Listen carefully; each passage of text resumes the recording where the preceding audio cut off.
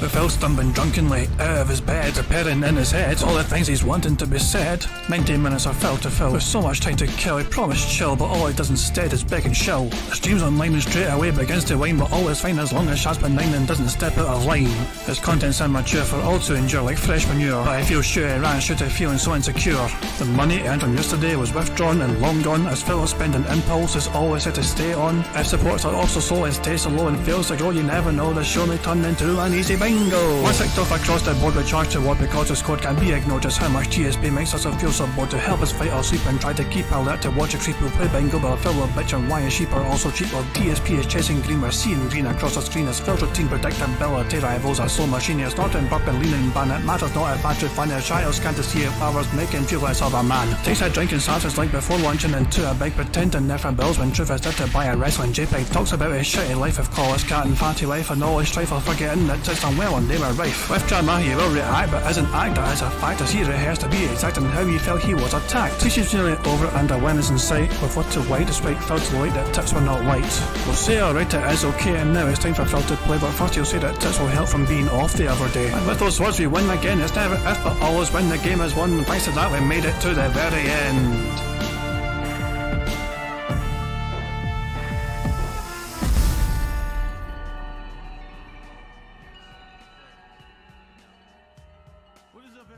Hey guys, King Jad here, and welcome to DSP Bingo for us today, Monday, the 1st of May, 2023. On this very day, 7 short years ago, there was a content creator. We shall call him DSP. This content creator did something abnormally stupid, something that would define their entire being from that point onwards until the day they will fucking perish from this mortal realm. They pulled out their wee billy winky, where for the whole world essentially to see, thankfully we couldn't see the actual fucking, horrible fucking offensive genitalia in question, but Phil did indeed pleasure himself for the world to bear witness to, in front of the millions and millions of people, children included. And Phil demonstrated what his old face looked like, right before he was due to begin a stream. He applied that cream to his hands early on, and don't ask him where the load went. So, 7 years ago on this day, Phil had that incident. I don't think he's going to mention it at all today unless somebody brings it up and he will tell him just to fucking don't mention it or not. Because apparently it makes his wife cry.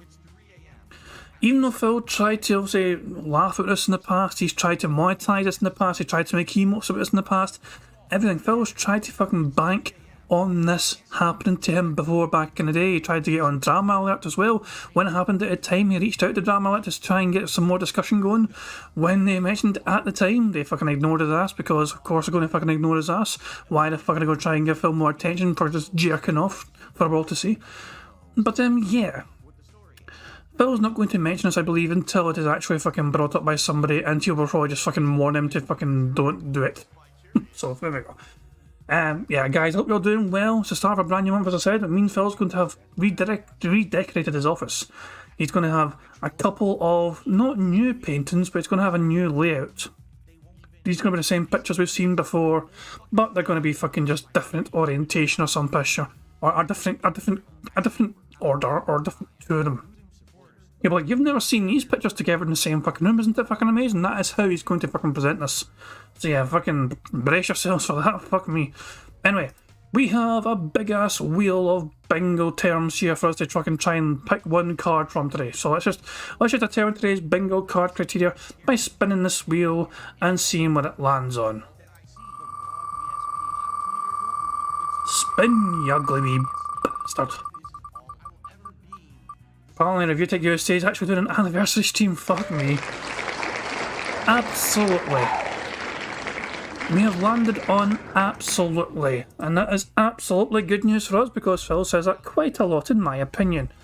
So if we type in absolutely in the little kind of control F to find, okay, we need a number. We need a number between 1 and 200 to pick today's bingo card, which has absolutely in the title. And the first number in chat I see, which contains the number 8, will be the one we pick for today's bingo shenanigans. Needs to contain number 8. Just literally, the first one, as soon as I said that, like 8, just spamming. Okay, who is first? So I don't know why I didn't say 7, because it's a 7-year anniversary. You know what, change my mind. The first number in chat is here, which contains the number 7, with the card I picked for today. 7-year anniversary, so number 7. I've changed my mind, executive decision. Heather P was technically the first one with 7, so we're going with the 7th bingo card. There we fucking go. Heather P has got you all fucking beat. Ironically, Heather was also the first one to put 8, so like, fucking Heather's cheating or something because she's fucking hearing this before you guys are. So we're going with the 7th card. We're going with the 7th bingo card, which has the word absolutely in it. Of course, this means we can blame Heather if we don't win. I moved those goalposts and I don't give an absolute fuck. Screw it. I'm trying to make this as randomised as possible. This is trying to be as randomised as possible, this card, okay? Yeah, I pick one number, then I pick another number, and then I'm going back to the first number, and then I'm going to change the word, and then I'm going to fucking just roll the dice and see what it lands on. There we fucking go. RoGZ got robbed. The thing is though, RoGZ was not first for me, in my opinion. When I finished asking the question, RoGZ put 88 at the very start, but I'd not even finished stating the criteria yet. So they put 88 before I even fucking asked for 8. So no fucker got robbed. No one's getting robbed at a fucking bingo. No one's getting robbed here. It's me potentially, if Phil actually fucking does have some productive stream where he says all these things is going to happen on the screen. So, the card on the right hand side is the bingo card we have for today's fun and games. This is actually the right card, isn't it? Yes, it is. Okay, cool. So, we need Phil to say honest. Him slapping his leg. Him saying positive. Him being toxic and him saying no exaggeration. Then you got Phil doing a Y or a T-pose. Him giving the good old turbo nose. He goes, no. Him saying fuck. Him saying nobody or no one. And him saying that being said. Shout out to that being said. Then you got him being all defense mode. Apparently, is also insane saying that DSP's in defense mode, or are you accusing me of being in full siege mode? I don't know, is Phil even live properly? Of course not. I just had a quick check. You said good morning to everyone, that's it. Nothing since. Fuck having communication with your goddamn audience, sir. Fuck me, man. Phil being defense mode, his chair creaking, him snorting, him saying absolutely and wrong.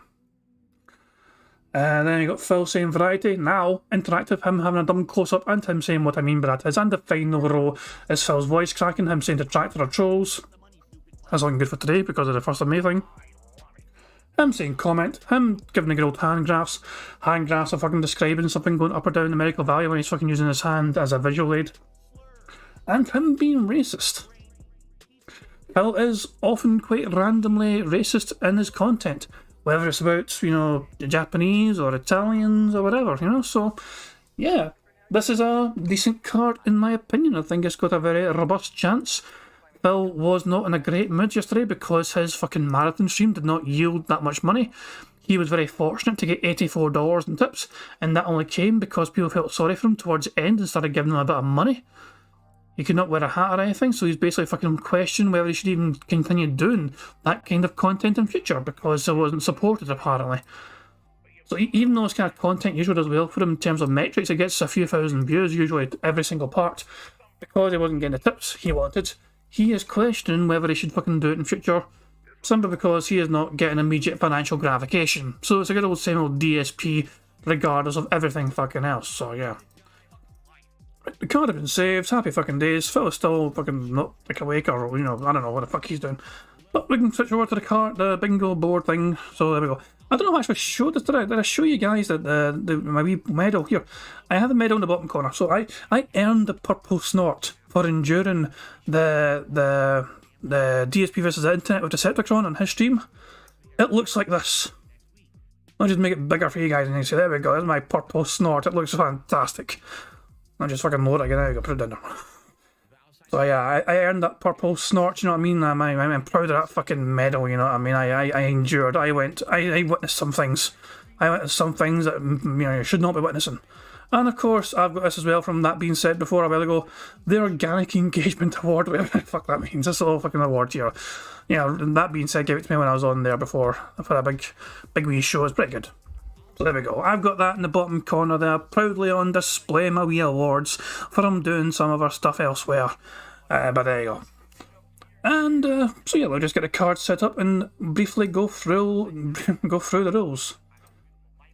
Me random fucking. I swear I've not been drinking today. I'm fucking butchering my words like crazy, but I've not touched alcohol. Let me just get the card set up. Hold on, and that's no right. And you go here, and you go here, and you go here. There we go. So good guys. We have the ability to get free spaces on today's bingo. To do that, there's a variety of ways we can get that. First of all, if Phil snorts 25 times before he starts recording for gameplay for YouTube, that will be a free space. If Phil burps 10 times before he starts recording for gameplay for YouTube, that too will be a free space. If Phil gets 100 likes before he starts recording for gameplay and he blows bubbles for his dumbass audience, that too will be a free space. And if we get 100 likes on this very bingo stream, not only will it be a free space, but I'll play this animation for you.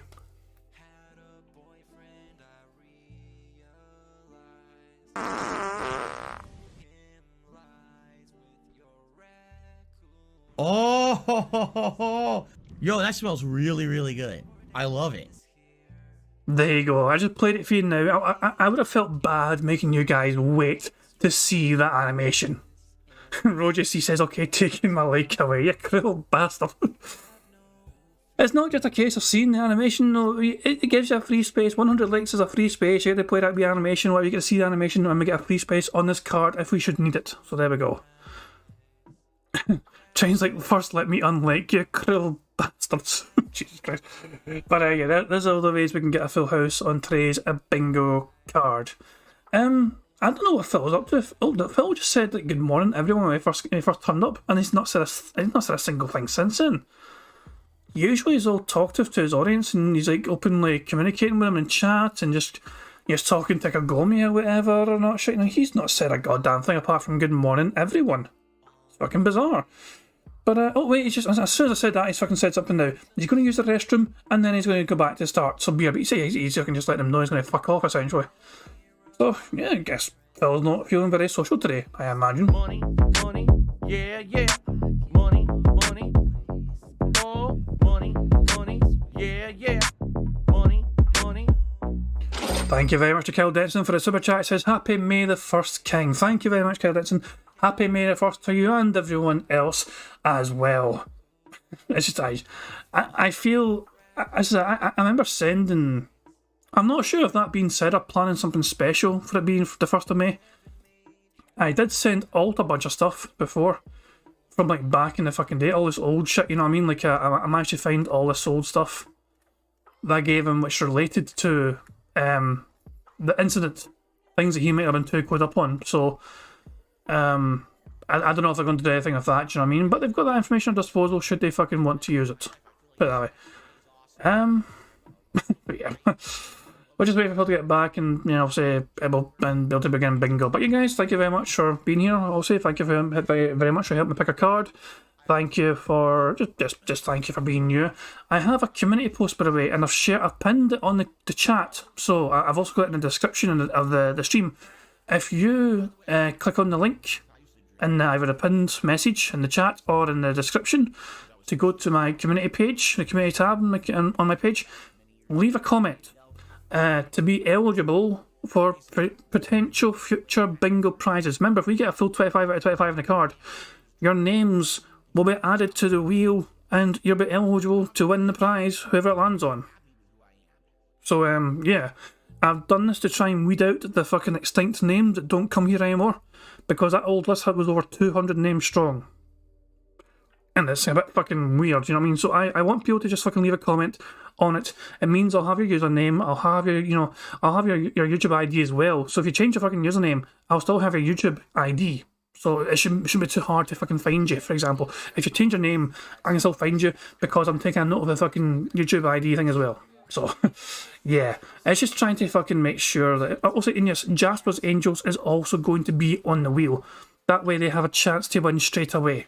Now, of course, if we spin the wheel, nobody claims it. They'll have a week to try and claim it, and then Jasper's Angels will get a prize anyway if nobody comes forward. But I just thought it was the best way of trying to weed out all the fucking old accounts, or people just don't come here anymore, or whatever. It's just, I felt like, spinning the wheel a lot of time, and it was always different names, and it was landing on some random obscure person that we hadn't seen since like fucking last year or something. So yeah, I don't know. So guys, if you want to be down, you should be included as a potential winner for bingo. Just leave your name and I'll add you to the spreadsheet. I've got a wee spreadsheet, I'm putting everyone's names on there, not shit, so there we go. So it's as simple as that. And by the way, the spreadsheet will be there and active, and basically it will last for a few months. I was going to do it every month, but the idea of doing this every single month and asking you guys to fucking add your name, I felt a bit, every month seemed too much, So I'm thinking every quarter instead, every 3 months. Which means before the end of August, I am going to be just repeating the whole process. And again, so there we go. 4 times a year rather than fucking 12 times a year seems better in my opinion. But yeah, until then, just always leave a name if you want to fucking be a potential bingo winner. I'm going to turn the music up. You guys can enjoy the quality tunes on display while we wait for Phil to get back from putting cream in his hands. So, cheers, guys.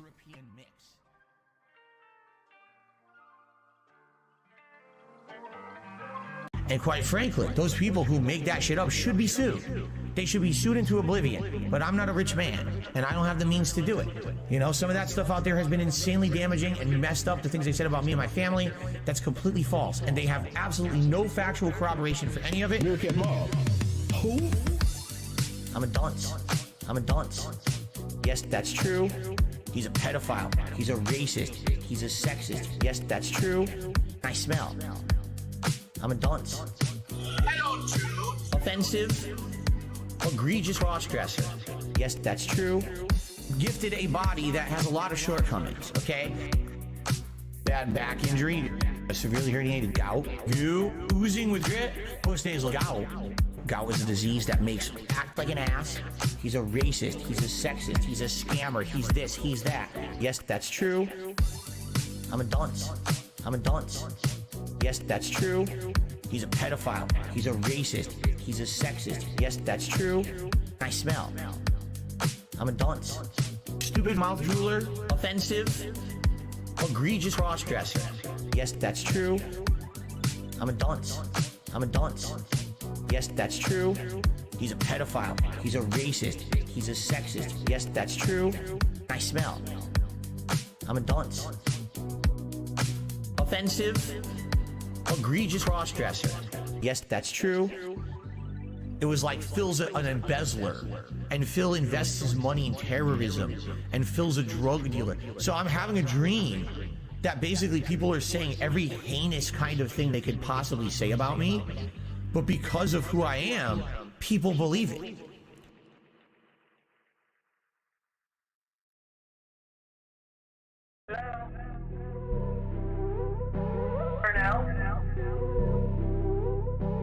That is business related, and I do still have it.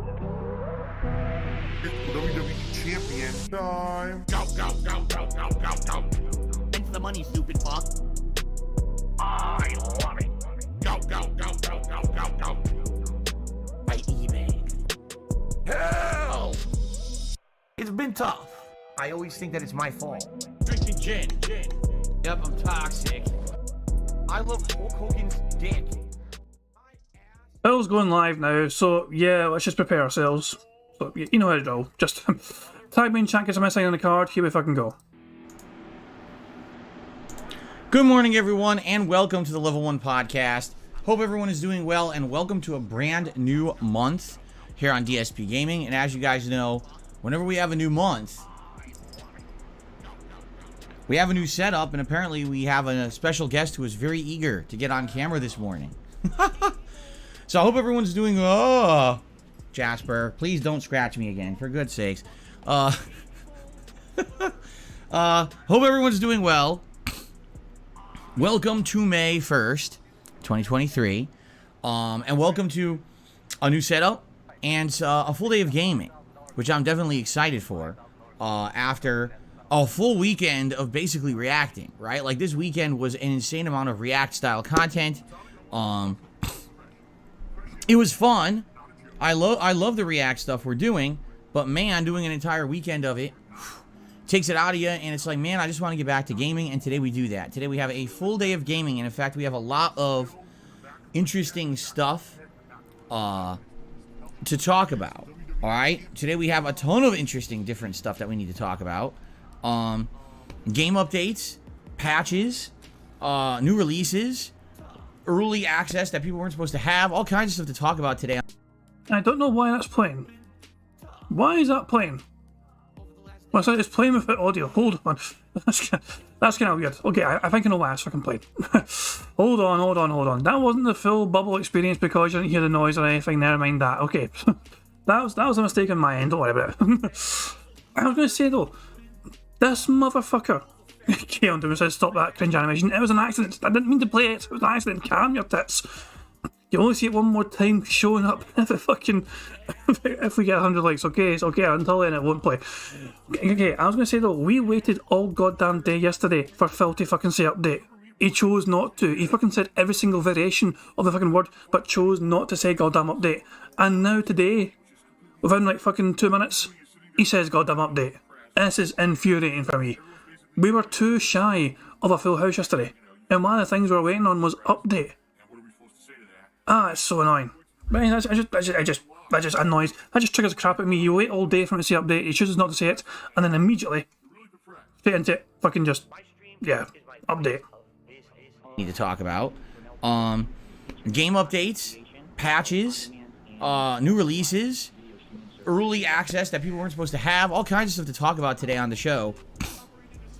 It's going to help to formulate our schedule for the rest of the week, which obviously we need to kind of hammer in. If you remember, there's stuff in limbo, including Star Wars Jedi Survivor, and tomorrow Redfall releases on Game Pass. So we're going to talk about that this morning. I also want to talk about, obviously, how all the React content went over the weekend, so you guys know what to expect this week, because there's a ton of React content coming out over on DSP Reacts over this week based off of all the stuff we did this weekend that I hope you'll check out if you weren't here live, okay? So, we got a lot of stuff to talk about, but before we get to that, I just want to apologize in advance, all right? So, I got some personal stuff going on behind the scenes. It is health-related, and it's bothering me. And it sucks. It's not something that I'm willing to talk about, publicly, but there is stuff going on right now that's very annoying, a little scary, and because of that, it's kind of getting to me. And this morning I woke up and I was all stressed out all around the house. My wife went to work early, and I'm like, man, I'm like shaking my head, and I'm like, man, I hate this shit. I hate having stuff on my mind that stays in the back of my head and won't go away.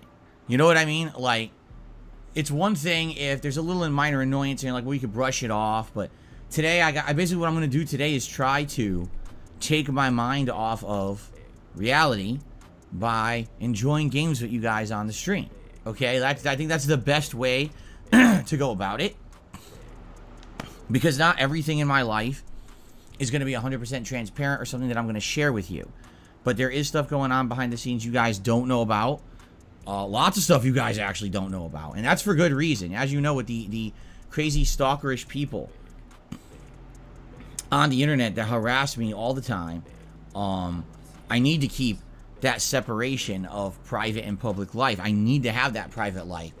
Like I don't have enough people bullying and harassing and constantly trying to attack me for absolutely no good reason. The more I share, the worse it gets. So please understand today, I'm trying to do my best to keep my mind off of nonsensical stuff. But I'm just going to forewarn you guys ahead of time that, today I might be stressed out. Oh, I fucking knew it. He's basically fucking preempting the fucking excuse for him to be a piece of shit towards his audience. Oh, by the way, I'm so stressed out with things going on in my fucking life, and I'm going to take it out on you motherfuckers. So yeah, don't fucking feel too bad about it if I'm going to be a fucking cunt to you guys.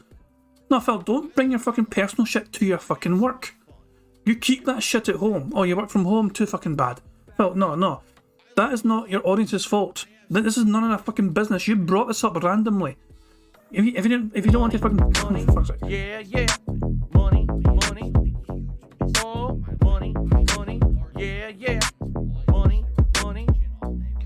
Thank you very much to Barrett Wells. The super chat says, not getting the vest is killing him, guys. Yeah, fucking exactly. He needs fucking money to feel fucking better, apparently, and he's going to fucking yell at you until you fucking give him the goddamn money. It's just ridiculous, though, for fuck's sake, Phil. No, Phil. Just look, if you're not up to it today, then fucking don't stream. If you don't think you can fucking behave and stream normally. Yeah, yeah. Money, money. Oh, money, money. Yeah, yeah. Money, money. Thank you very much to LVH for the subscription to the channel. I do appreciate it. Thank you. Fuck yeah, just it's exactly it's just so infuriating. Phil, this is behind the scenes shit. This is nobody else's fucking business. You're bringing up your fucking goddamn content. You're basically using this as a fucking excuse to be a piece of shit towards your audience. So if you're gonna fucking have extremely more toxic than usual moments with your audience, you've got to fucking out already. I explained to them that I'm feeling stressed today. That's not a fucking reason, Phil. It's not a goddamn excuse. You do not fucking take this shit out on the people that matter the most to you. And really, Phil, who else have you got apart from your fucking fat ass wife and Jasper? Your audience, you need that fucking audience. And you're basically fucking saying, oh, I've got a fucking good reason now for fucking being a piece of shit towards you. Fuck off. I mean, listen to it again. I'll rewind, listen to it again. He's basically fucking just laying down the foundations for him being a piece of shit towards that goddamn audience. People bullying and harassing and constantly trying to attack me for absolutely no good reason. The more I share, the worse it gets. So, please understand today, I'm trying to do my best to keep my mind off of nonsensical stuff. But I'm just going to forewarn you guys ahead of time that, today I might be stressed out. I apologize in advance if I lash out or seem upset or seem Jasper. Don't bite that wire. Now is not a good time. Jasper, kitty. Don't do it. He has to distract me with that when I'm trying to tell you guys something serious, right? But yeah, basically, that's the situation, and I know that sometimes, I mean, I'll be honest, I'm a human. Wow, you didn't know that, did you? Thought I was an alien. I'm a human, and these times, things tend to sometimes come through on a stream. People will say, wow, Phil seems on edge today, or Phil seems really agitated today, or, That's why. It's not because of anything going on the stream. It's not because of you guys or anything like that. It's just life. It's stuff behind the scenes that is getting to me and bothering me, and it sucks. Can't even talk, I can't even talk about it, So, please bear with me. I hope you'll be a little bit more patient with me today, alright? It's funny that some people just think life is all fucking fun and games, right? They take nothing seriously. They just, they think everything's a joke. They think that everything is funny. Oh, just make fun of everyone constantly, bully everyone constantly. Yeah, you have to understand that these things get to people, and then they affect them in a very negative way. But some people don't want to even think about that or take any kind of responsibility for anything they've ever done. Look who's fucking talking, you fucking piece of shit. Look, I would have some fucking sympathy for you if you weren't such a fucking dick all the goddamn time to every single fucking person around you that is trying to goddamn help you out. Because every single fucking person you fucking had in your goddamn life that fucking wronged you one fucking time ever, you fucking threw them under the fucking bus and never to be fucking seen again. You fucking cast aside your fucking best friends to try and fucking profit off them as much as fucking possible, and then they fucking don't want nothing to do with you, and then you fucking say, oh, they betrayed you, they went behind your fucking back. No, Phil, you're the eternal fucking victim of your own fucking making because you fucking push everyone away, because you're a fucking toxic nature. You are doing this all to your goddamn self, and I have no goddamn pity to spare you, whatso fucking ever. Money, Instead, money, yeah, yeah. Money, money. Oh, money, money. Yeah, yeah. Money, money. Thank you very much, Luna Guardian, for super chat. It says, no one does that, you eternal victim. Fucking exactly. Fucking exactly. It's just Jesus fucking Christ, yeah. People think he's trying to set up some sort of pity segment to try and pull some pity tips from his audience. Possibly. Yeah, this could be a ploy from Phil to try and get some pity money. Keep in mind as well, it's the first of the month, so those welfare checks will have come in for his dent heads, and they might come in thick and fast today for him, who knows. don't want to even think about that or take any kind of responsibility for anything they've ever done. Instead, I'll just continue on as long as everything's funny and happy for us and benefits us, right? But, that's, what can I say? That there's some people who have ethics and a moral compass, and there's some people who just go through life. Money, yeah, yeah. Money, money. Oh, money, money. Yeah, yeah. Money, money. Thank you very much, Barrett Wells, for super chat, who says, Snort Hogan has returned and Phil is sad. Coincidence? I mean, it's a possible and interesting coincidence. It could be, yeah, but Snorthogan, by the way, has managed to get back to 0 copyright strikes. They are back, and they are happy about it, as are we, of course. But yeah, Phil's fucking little sad boy act. I have no goddamn sympathy whatsoever. Duty's also back. That's good stuff. Right, I'm just going to rewind this one more time so I can fucking see this. Just let it play out. Let Phil fucking set up the fucking foundation so it's all fucking begment here. They think everything's a joke. They think that everything is funny. Oh, just make fun of everyone constantly, bully everyone constantly. And yeah, you know, you have to understand that these things get to people and then they affect them in a very negative way. But some people don't want to even think about that or take any kind of responsibility for anything they've ever done. Instead, oh, I'll just continue on as long as everything's funny and happy for us and benefits us, right? But, you know, that's, what can I say? That there's some people who have ethics and a moral compass, and there's some people who just go through life brain dead fucking stupid, drooling at the mouth and just fucking like a bull through a china shop, wrecking everything around them. They don't give a shit as long as they're okay. And, you know, it sucks. It sucks that that's the reality of human existence, but that's what I've basically been experiencing for the past 10 years, is that everyone on the internet essentially just doesn't care what they say or do towards me as long as it fucking gets them over, right? And I gotta put up with it, and I gotta put up with the repercussions of it. And it does suck, but that's my life, and I've kind of had to accept it. You know, you guys motivate me to push through tough times. Could have fucking fooled me because you'll send out your fucking boots off yourself right now. Holy fucking shit, Phil. Move the fuck on. Look, you know, Phil, you're feeling a bit sad today for whatever fucking reason, for some random fucking, obscure health scare that you're not fucking sharing with everyone. Big fucking deal. People go through far fucking worse on a daily basis. Yeah, yeah. Money, money. Oh, money, money. Yeah, yeah. Money, money. Thank you very much to Drapa Member Bomb for a super chat. He says, dance little piggy. Pity party is not ussy. By the way, how are you, Jad? Are you okay? Are there any behind the scenes issues that you can't share? I am okay for the most part, do you know what I mean? I have to, I was off today because it was a bank holiday in the UK, but I do have work tomorrow. It will be a bastard because bank holidays are ruined forever for me, and it means that Tuesdays are always going to be fucking busier because of that. But that's a me problem. That's a work problem. That's a real life problem. That's nothing to do with you guys. I'll still get through it because I am a wee hard worker, and, it is what it is, you know what I mean? But still, in terms of that, no, I mean, I'm perfectly okay, you know what I mean? I'm going to say, we're doing bingo, you know what I mean? We're having a good time. I'm still getting used to the Stream Deck and getting everything going to whatever and set up, but it's all good. As long as you guys are all good as well, obviously, that's fantastic as well. And we're all just here to have a good time and laugh at Phil, essentially. This is an incredible fucking begman. He's really laying it on thick. And he's trying to, it seems like he's insinuating that it's fucking someone else has wronged him. Like, he might have some sort of health issue. Money, yeah, yeah. Money, money. Oh, money, money. Yeah, yeah. Money, money.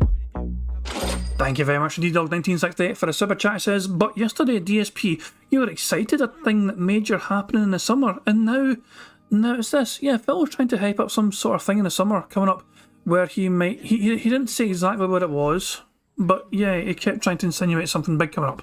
And now, today, straight off the bat, he's a sad boy. You know what I mean? The internet hates him, he makes fun of him, he's all poor woe is me, and just, it's very old, Phil. It's no one's fucking business you fucking laying this on your goddamn audience. And I can only imagine the end goal for Phil is to get fucking money rained down on him, sympathy from his fucking moronic audience just sitting there waiting to give him money. With the repercussions of it. And it does suck. But that's my life. And I've kind of had to accept it. You guys motivate me to push through tough times. With your positivity and the messages you guys send me about how you love the content I put out, the true core audience that's here to enjoy what I love doing, the passion that I have, and the guys, you recognize the passion that I have, and I really appreciate you guys being here and always being that positive influence on my life. So thank you for that, those of you who are here for that, because this will be a day when there's a bunch of fucking moronic jackasses who, now because I've said this, they're going to make a concerted effort to be nasty to me. You know what I mean? And I just don't need it. Like, right now, I'm already, like, at my wit's end with stress, with stuff behind the scenes, and I can't put up with this bullshit. So I have no tolerance for it. I tell you guys right now, like, maybe on another day, I'd be more jokingly taking stuff. Today is not that day with the stuff that's going on in my life. So people come in here and they want to be nasty. You're not going to ever see them again. So say wave goodbye to all your idiotic friends who want to come by and be really. Today's the day to bully Phil. No, it's not. No, today's the day to get your ass banned and never come back. And I will not care. I will not give two shits. I dare you to try to email me to get unbanned if you do it today. Okay? So, all that being said, let's get this out of the way. I just wanted to get that out of the way so we can get back to more interesting stuff that you guys probably care about. So let's get to it. So, first of all, this weekend was a lot of React content. And to recap what I did this weekend, on Saturday, the main stream was DSP versus the Internet, which is my weekly React show on my sister channel, DSP Reacts. All right. And it went pretty well. In fact, I would say that... I don't care what you fucking got to say. I'm going 1.25 speed because you're pissing me off already and I want to fucking get through this shit faster. I'm just so fucking... Phil began a whole entire fucking show by going, oh, I'm poor me, I'm a sad boy today and I might have fucking health issues, but I'm going to make sure if I take it out on you guys, please don't take offense because I'm just fucking taking it on you guys. I'm telling you there's something wrong, mate. Yeah, yeah. Money, money. Oh, money, money. Yeah, yeah. Money, money. Thank you very much to Brad Burnham for the super chat. Says, love a good chill podcast. Yeah, imagine hearing that right at the start of the goddamn show. You fucking, the content creator, you're fucking watching the live stream, you're great. I'm going to just relax here and fucking enjoy this content creator for like an hour or two. And the first thing you fucking hear from him is like, by the way, before we begin, like, I'm not going to tell you what's up with me, but there's fucking shit up with me. And I might fucking take it out on you guys, but please just fucking grin and bear it because I am a sad boy today. You wouldn't want to fucking hire him for that shit. You'd be like, what the fuck? No. Like, if you're not fucking up to streaming, if you're not fucking up to fucking entertaining your audience, then get the fuck off on, get the fuck off internet and deal with your fucking problems, Phil. Jesus fucking Christ, man. Like, it's like, geez, no, fuck off, Phil. You're fucking unprofessional as ever. You might think of it as like, oh, I'm soldiering on, I'm tripping. He has no choice. Phil, if he took a day off, he loses a day's worth of income. He cannot take time off. He is desperate for that fucking money. It's just ridiculous, man. Like, I can take days off when I fucking need to take days off. I wasn't streaming Friday for fucking, as an example, I was busy on Friday. Saturday, I could have done bingo before. You know what, fuck, I don't usually do bingos on Saturday anyway. Plus, I can do that thing with Decepticon, that's what I did. That's what I'm saying. It's easy for, I'll say, anyone. You'll say Decepticon's taking time off from doing the fucking reacts on Saturdays now, so because it burnt him out a wee bit. He'll be back doing them soon. Us detractors have the freedom to pick and choose when we want to fucking do the shit. Phil doesn't. He is trapped in this fucking his own purgatory of fucking eternal content creation. All the shitest fucking gameplay known to fucking man. Him rambling and ranting and raving for fucking 90 minutes, just stalling for time so his fucking audience feels sorry for him, feel enough sympathy for him to give him money just to tide him over until tomorrow. DSP Reacts, alright, and it went pretty well. In fact, I would say that it was actually the best React session that I've did. It had the best variety, it had, I say, some funny clips, like every part had something that was pretty funny and entertaining and interesting. And I liked doing it more than I usually do. A lot of the times when I do the show, I'm like, oh man, it takes a while to actually get to a part that's pretty good. But in this case, I would say every single part of the 6-part show had something entertaining and interesting and unique and different. And I really liked that. And I think what it is it takes a while when you're launching something new to get the hang of it. And I think after, 11 episodes, we kind of got the hang of it this week and ended up being a... I just realised that Honest is on the board, and I feel, Phil... I think he said honest 5 minutes ago. I genuinely believe he said like honest 5 minutes ago during that fucking pity segment. I believe he said the word honest. And I didn't even clock on to that, but I'm convinced that he said honest earlier on. So I'm going to tick it.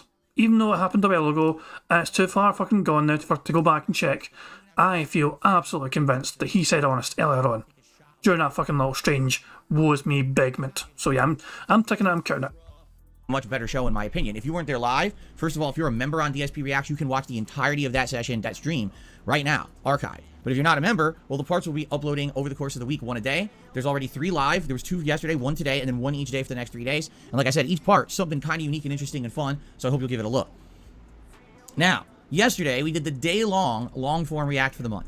and we reacted to the Internet Historian YouTube channel. And it was fun. Like, I had never watched anything from the Internet Historian before at all. And watching some of these videos was very entertaining. The first one we watched was The Fall of 76, which is basically a documentary about Fallout 76's horrible launch. And then we had The Cost of Concordia, which is a documentary slash, comedy thing about a horrible cruiser line crash and how inept the staff was that caused it. And then the last thing we did was called The Engoodening of No Man's Sky, which the first half is all about the lead up and botched, horrible, underwhelming launch of No Man's Sky in 2016. But then the second half is about the redemption story of how Sean Murray and his studio Hello Games basically did not do the wrong thing that many studios do, but instead stuck with their guns, improved the product to the point where it got all these updates, and it ended up being pretty good, close to what they had actually promised. Yeah, yeah. Money, money. Oh, money, money. Yeah, yeah. Money, money. Thank you very much. Report to James L for Super Chat. He says his head movements are on turbo overdrive today. Yes, plus 1.25 speed, so we're going faster than normal. But yeah, also we have a bingo. We have a bingo because Phil said wrong. Better first bingo of the goddamn fucking game. Hopefully the first of many. Hopefully we will get a fucking full house today and I can actually fucking try and pick a bingo winner. So here we fucking go. We're on our fucking way to a full house, guys. Hopefully, anyway. Where it got all these updates, and it ended up being pretty good, close to what they had actually promised. Oh, fuck off. Auto Insane says Dave actually paused the Concordia video to explain what a cruise ship was to the audience. Yeah, I did seem to witness a couple of those kind of moments. Let's be real here. This is not DSP Reacts. This is DSP Repeats. I seen this point on Twitter. Someone made this post on Twitter, and I could not help but agree with it because it was a very fucking good, pertinent point. So Phil watches the fucking video. He then pauses it at random fucking points. He repeats the same point that was just made in the fucking video towards his fucking audience, and then he fucking repeats the same process over and over and over and over again. So it's basically, you just call it DSP Repeats, and that'll be it. So you fucking got it.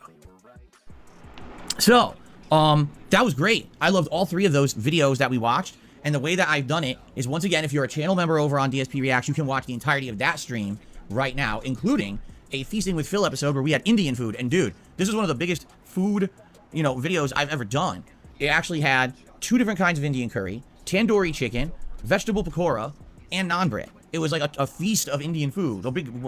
It's funny he calls it Indian food because apparently the fucking dish yet was created in Glasgow. I hear they had chicken tikka masala. That dish is not an authentic Indian dish. Oh no, no, no, no, no. That bad boy was created right in the fucking grand old city of Glasgow, Scotland, and it became world fucking famous. Yes, it is technically Indian food, but the creation, the fucking birth of that fucking recipe, it was a Scottish invention. So there we fucking go. Chicken tikka masala was apparently consumed by Phil, and if he ate that, then yes, he was not actually eating genuine Indian cuisine. He actually fucking ate a random fucking bastardized Glasgow recipe, which fucking got popular. The wide gamut of what they do, it was really, really good. So if you missed out on that, you missed out. That was one of the best ones I've ever done. And then in addition to that, we had all the other fun stuff too, some chill discussion and stuff between the videos and everything. It was a good show. It was a really good stream in my opinion, okay? People who were here also seemed to like it. We had great attendance all day long on that marathon. So obviously that means something, right? So how's it gonna go? Well, just like with DSP versus the internet, all right? It's going to be slowly uploaded over the course of the week. Yesterday I uploaded the intro video and the Fall of 76 React. So that's already live. You can check that out on DSP Reacts. Then the next one was the Cost of Concordia, and that's a 2-parter. So part 1 will be today around noon, so in about half an hour, and then part 2 will be tomorrow, okay? And then the next video was the Engoodening of No Man's Sky. Now also was a 2-parter, so you can watch part 1 of that on Wednesday when I'm not even here, or excuse me, on Tuesday, and then part 2 of that on Wednesday. Wait, now I'm getting my days confused. Today's Monday. Today's Monday. See, I'm getting my days confused. I'm all stressed out. Today, Monday, is part 1 of Cost of Concordia. Tomorrow is part 2. Wednesday is part 1 of the Engoodening of No Man's Sky. Thursday is part 2. So all of the internet historian react stuff, all right, will be done by Thursday. And then Friday is actually going to be 2 different videos. It's going to be that Feasting with Phil video, and then there's also going to be the so I did a very special vlog, and I hope that you guys are going to watch this, all right? Because basically there is let me put it this way. 3 months I've been doing the React channel, okay? 3 months. And during those 3 months, I basically have tried different things. You know, we started off with just the DSP versus the internet show. Then we added reviews. We added the long form react event. And now I'm doing tier maker, right? Tier maker rankings. And I think some of them have seen a big success. Some of them have not. Some are kind of in the middle. And I basically, in about a half an hour vlog, I went through all of that to try to give like a 3-month summary of what I think about the React channel and how it's doing. And really what I need to do is I need to get feedback. I'm looking for feedback. What is working and what is not, okay? And basically the way I see it is we need to determine exactly what it is that you like the most from the React channel and do more of it. And we need to determine what you guys think maybe is not so good or maybe a waste of my time and not do as much of it, all right? It's weird, and here's one of the major points I've noticed. I love doing the long-form React events once a month because it allows me to react to a large video, like a documentary that's an hour and a half long, or these internet historian videos that are anywhere from 25 to 50 minutes long. I couldn't do that on a normal stream, and I couldn't do that certainly on DSP versus the internet, right? Because that's a clip show where we're reacting to a ton of clips back to back to back.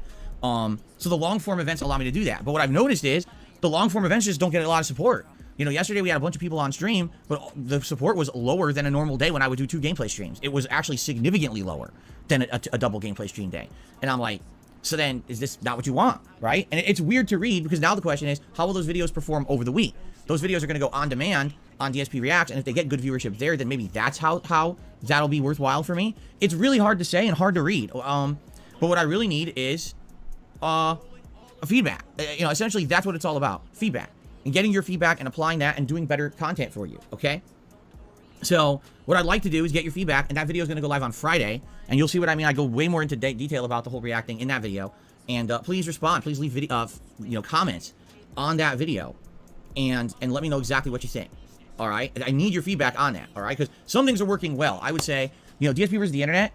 That's the lifeblood of that channel. There's people who are actively becoming a member just to be a part of that show. And right now we have a record high 123 members on DSP Reacts and climbing. It keeps increasing. I thought at some point we would plateau, but it actually keeps growing. So obviously this is something good, right? This is good. People are supporting the channel. They want to be a part of that interactive show. That show is definitely a hit, okay?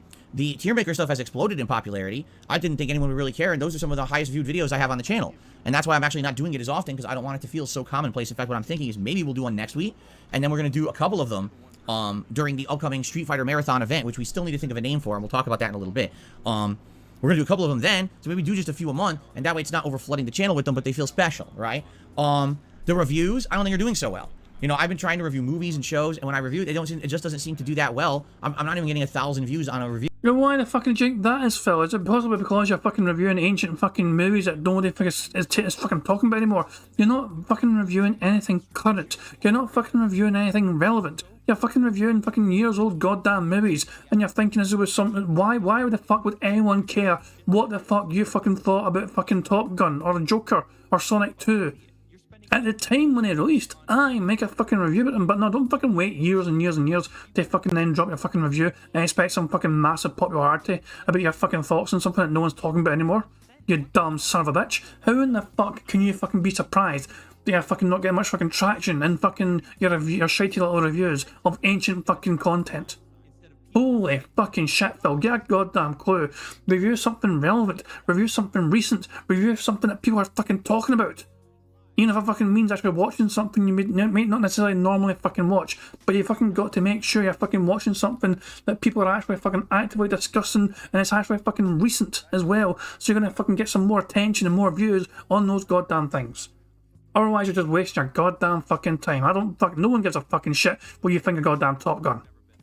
That I'm putting up over there, that's not good. Essentially, that means people aren't too interested in the reviews, which is hilarious because people ask me for so many years to review movies and TV, and I do it. Yeah, and fucking review them when at the time. Review them when they're fucking fresh. When the Mario movie came out, and you fucking expressed interest in the fucking Mario movie. Exactly. Someone fucking who the fuck just said that? So, yeah, Brad Burney says the one chance he had to review the most relevant film possible, Mario, he didn't go to see it. Exactly. Fuck, there you fucking go. Isn't that something he apparently claimed he was interested in seeing this, but he then says, I'm not going to go see it straight away because it's going to be too fucking busy, it's going to be too fucking crowded. We want to go and see the movie when it's going to be nice and quiet, so we're going to wait a while to fucking go see it. That's a fucking great idea, Phil. Wait until there's fucking no interest in the Mario movie anymore. Wait until it's fucking all died down interest, and then fucking go see it randomly on a fucking Tuesday afternoon, a Wednesday afternoon with your fucking fat ass wife in a fucking movie theatre. And then fucking talk about it and do a review on it when no one's talking about it. And then you're gonna fucking wonder why the review got less than a fucking 1,000 views. Maybe it's because you fucking missed the goddamn train of when to fucking drop a review on the goddamn hot new movie that was out right now. Holy fucking shit, Phil. You've only got yourself to goddamn fucking blame for missing the goddamn train on reviewing things when they're fucking pertinent to be fucking reviewed. Why does he not get it? Why does he not understand it? He fucking gets it for fucking games. He knows exactly, it's the same formula for fucking games. I've got to play the hot new game. You know what I mean? This is the big new game right now. I've got to fucking play it on my channel so people are interested in it. That kind of fucking formula. It's the same fucking idea with reviews. You fucking got to make sure you're going to review the things that people are fucking watching right now and talking about right now to fucking then make sure there's enough interest in it from fucking outsiders to come in as well and fucking drop it some interest. Otherwise, who the fuck's going to care about your shitey ass old reviews? Now no one's watching it. You know, so it's basically a mix, and that's why I need your feedback on. So this week is going to be great if you like React content. You know, every day through Wednesday, you're going to have a new part of DSP versus the Internet. Every day all week, you're going to have a new React video to Internet Historian. And then Friday, you got the food vlog, you know, Feasting with Phil, and this video where I kind of give an update on the channel, and I need your feedback. So it's a full week of stuff over there. Please check it all out if you get a chance, okay?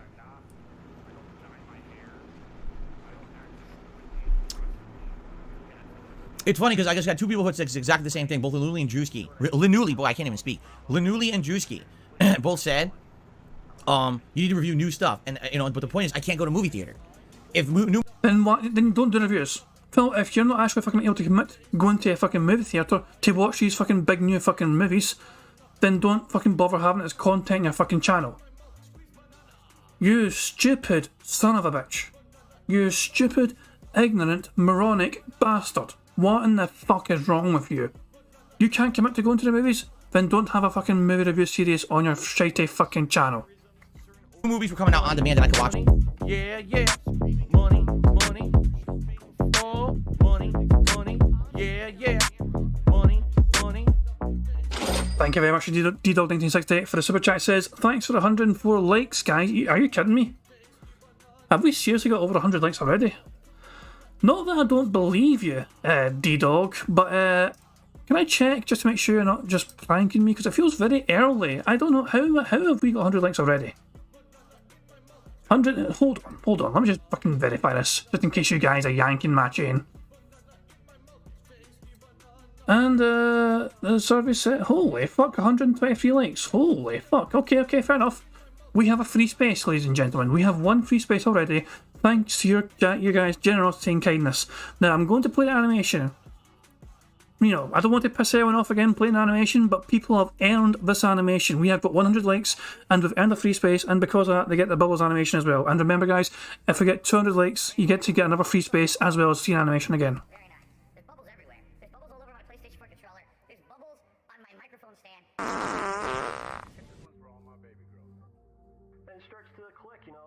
Oh, yo, that smells really, really good. I love it. It's so disgusting and yet it's still so fucking funny at the same goddamn time. Thank you very much, guys, for 100 likes. We have one free space at the very fucking least. Let's fucking go. You need to review new stuff, and you know, but the point is, I can't go to movie theater. If new movies were coming out on demand and I could watch them today, I'd easily just get the service that has it and watch them and review it for you. I can't go to the movie theater. Guys, I get one day off a week. In that day, I have to do a million things, all right? My wife and I last week had a day out. We didn't even get to do all the things we wanted to do during the day out.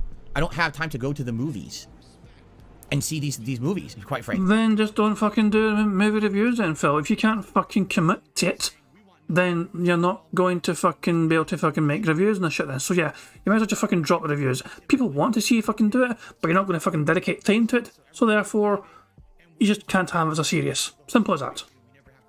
And by the way, that's not even economical. To go to the movies and watch a movie ticket itself costs more than what I would make on the review video. What's the point of me? Oh, so you're only in it for the money. So it's not about fucking making meaningful content. It's not about fucking building up the fucking channel and trying to get some more fucking views and interest and fucking making meaningful content. No. It's all about fucking Phil trying to make bank.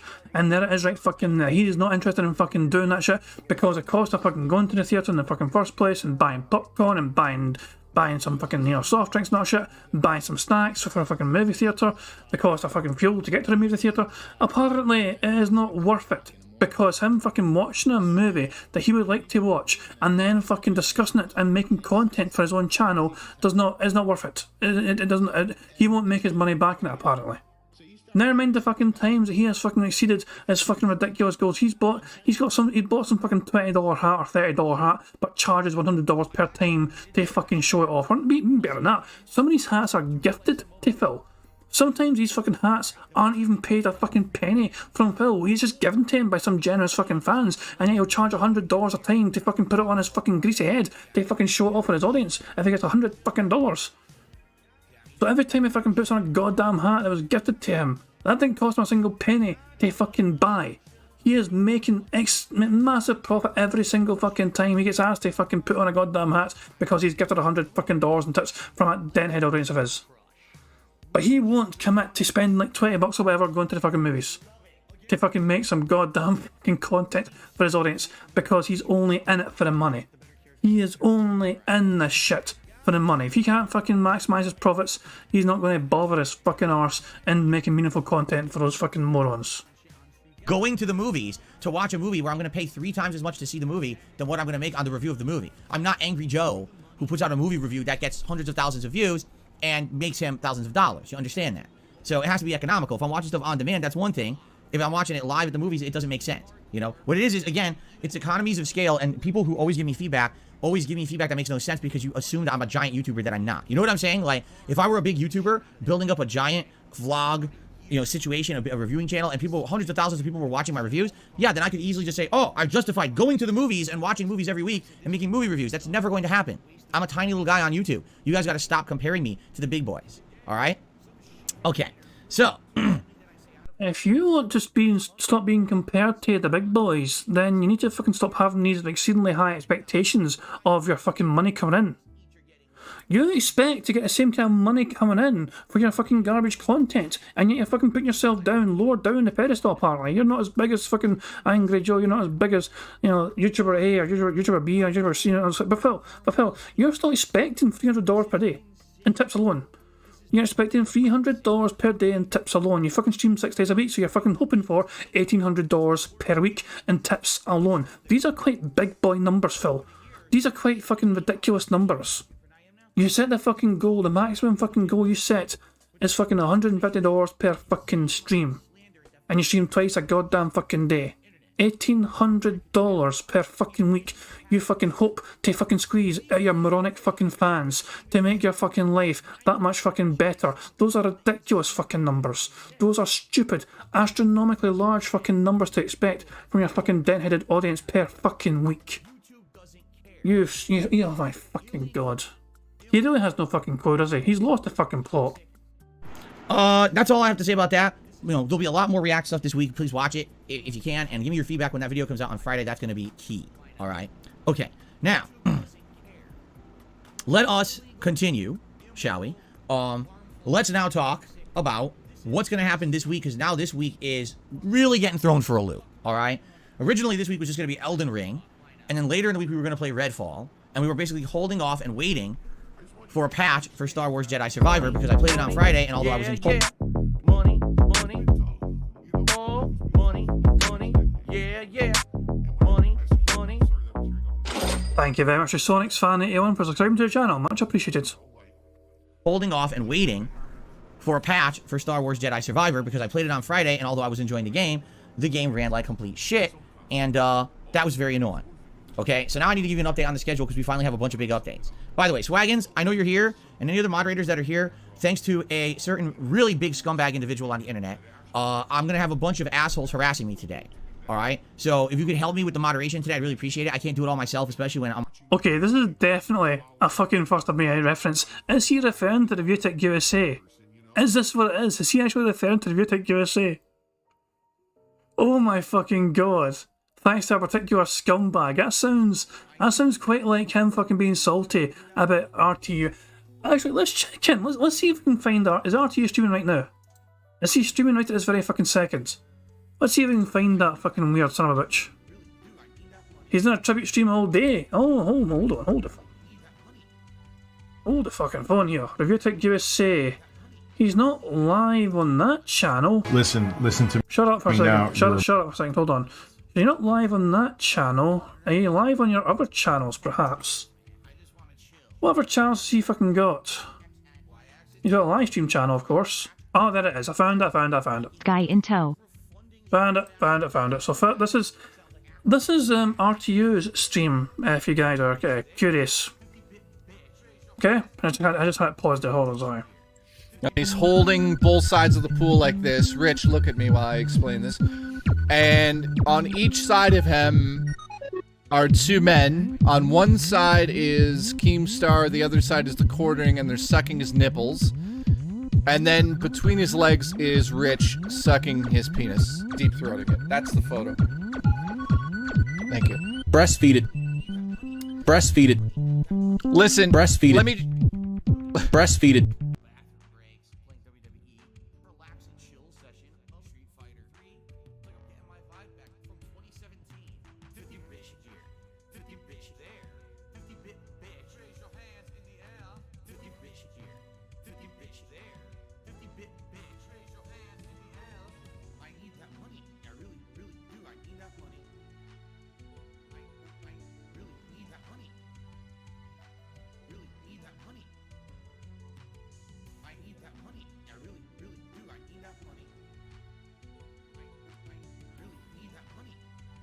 Okay, sorry, I pressed the wrong thing. But yeah, you guys want to check out RTU's stream and give it a wee quick like or something, by all means, fucking do that. You know what I mean? I don't know, it's up to you guys to fucking do that if you want. But, okay, so this is what was pissing Phil off. So cool. I'm gonna focus on the bingo. Okay, but still, yeah, Sam. 1,200 odd people are fucking, you know, enjoying Rich's dedication stream to Phil. And that is what is severely pissing him off today, it seems. Well, that and a variety of other fucking factors. Yeah. Not a fan. You don't have to fucking go to art. I'm just saying, I was just fucking offering, I'm offering, like, if people want to fucking drop in and just fucking, you know, make Phil angry. I gave it a quick like and I fucking closed it again, you know what I mean? I'm not a fan of RTU streams, not gonna lie. The video he made on DSP a while back was a well-made video. He's good at editing, but his streams are a bit hard to enjoy. Money. Oh, money. Yeah. Money. Thank you very much to Paul J. Brazel Jr. for his super chat. Says, excuse me? Question marks and shocked faces. Yeah, and that fucking strange thing that the person was describing, I think he was basically describing some sort of strange fan art relating to Phil. And yeah, I think so anyway. I didn't want to fucking stay too long to fucking find out more. But yeah, so that stream right now, the RTU stream, is basically that is what is triggering Phil massively. I should rewind a wee bit just to get Phil's full salty toxicity. D-Dog is asking, is that a detractor troll check? If Phil says detractor or troll, we can tick it off. So let's just get Phil's salt again one more time just to enjoy. Waiting for a patch for Star Wars Jedi Survivor because I played it on Friday, and although I was enjoying the game ran like complete shit, and that was very annoying. Okay, so now I need to give you an update on the schedule because we finally have a bunch of big updates. By the way, Swaggins, I know you're here, and any other moderators that are here, thanks to a certain really big scumbag individual on the internet, I'm going to have a bunch of assholes harassing me today. All right? So if you could help me with the moderation today, I'd really appreciate it. I can't do it all myself, especially when I'm already kind of annoyed. You know, if you could help me out here, I think you know what I'm talking about. Just look at the chat, and you're going to see these idiots coming in today. If you could help me out today and do me a solid, I would really appreciate that, so I don't have to moderate constantly, and I can, you know, try to relax. Thank you. Okay. Anyway, let's continue. So today we're all right. Today we're staying to the schedule we originally were supposed to do. Although we might have done something different. It was weird because there was an ambiguous tweet by one of the Capcom Twitter accounts yesterday. And I don't think anything new has come of that. Kyle Denson's asked me to check Twitter. Is this anything important? Or is it okay to show, I wonder? I'm always very wary if people ask me to check my DMs on Twitter, especially when I'm streaming, just in case it's something like sensitive. So, yeah. Oh my god, yeah, it's a fucking graphic from a tweet.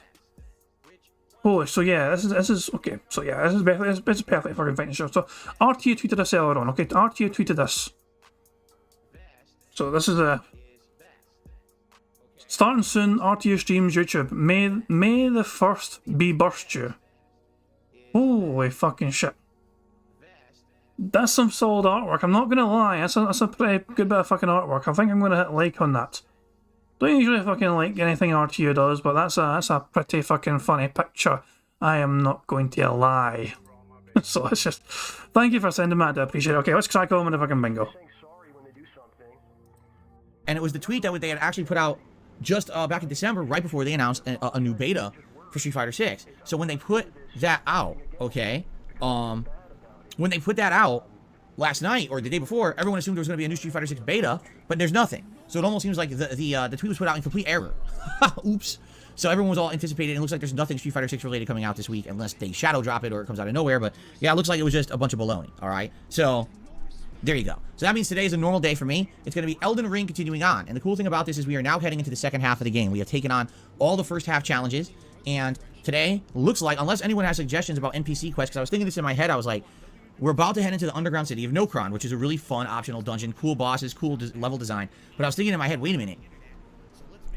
Aren't the twins down there, or one of the twins, the D twins?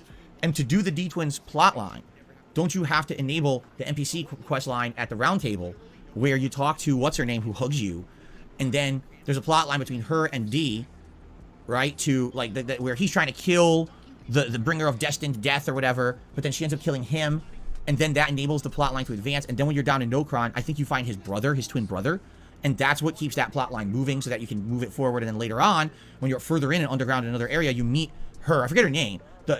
She's actually supposed to be like the goddess of destined death or something. And so you run into her again later, and there's an optional boss fight with her.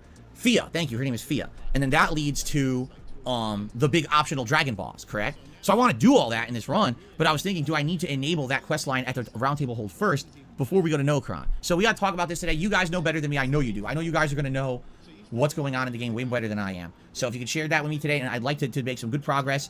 And probably today we're doing Nokron, I would think, but do the NPC stuff first before we head down there or whatever it is, and go from there, okay? So, yeah. So thank you for being here for Elden Ring, and I hope that it's a great stream with great progress and fun, and we continue on. At this point, we got a lot of the tools, right? We got a lot of the tools needed, but we don't have everything. Like, people are telling me this is a really good crown thing you can wear from one of the legendary sorcerers, and that's going to make my build better and stuff. So we're still working towards it. We're still trying to get the optimal build for Glintstone sorceries, and we'll work on that today. Tonight on the late stream, 6:45 p.m. Pacific time, it is Elder Scrolls 4 Oblivion. All right? And it's going to be fun. It's Shivering Isles DLC, so I hope that you'll join me for that tonight. We just started the Shivering Isles DLC and basically unlocked a bunch of quest lines, but didn't do any of them. So tonight we will likely explore a little more and then actually start doing some of the quest lines. So that should be fun. Now tomorrow is where things start to change. All right? Tomorrow we're going to be playing Redfall. Redfall is actually releasing on Xbox Game Pass tomorrow. Originally I had... Oh, wait. He's actually still fucking playing it despite the fucking poor review scores and all that shit? He's actually going to go ahead and play it? Is he perhaps already spent money on buying it, so he's kind of locked into it? Money, Possibly. yeah. Money, money. Oh, money, money. Yeah. Money, money. Thank you very much to Thank you very much to Bulldog719 for subscribing to the channel. Much appreciated. I knew he called you Bulldog79. I fucking missed it one because I'm blind. Thank you, Bulldog719, for subscribing. I do appreciate it. But yeah, I'm surprised Phil's playing Redfall still because... it's a Game Pass game, so it doesn't cost him anything. Okay, no wonder then he's fucking not worried about it. He's going to fucking play it regardless, and he's going to fucking drop it because it was so bad. Okay, no worries then, no worries. Politically says that someone in his chat said 8 people have been leaned.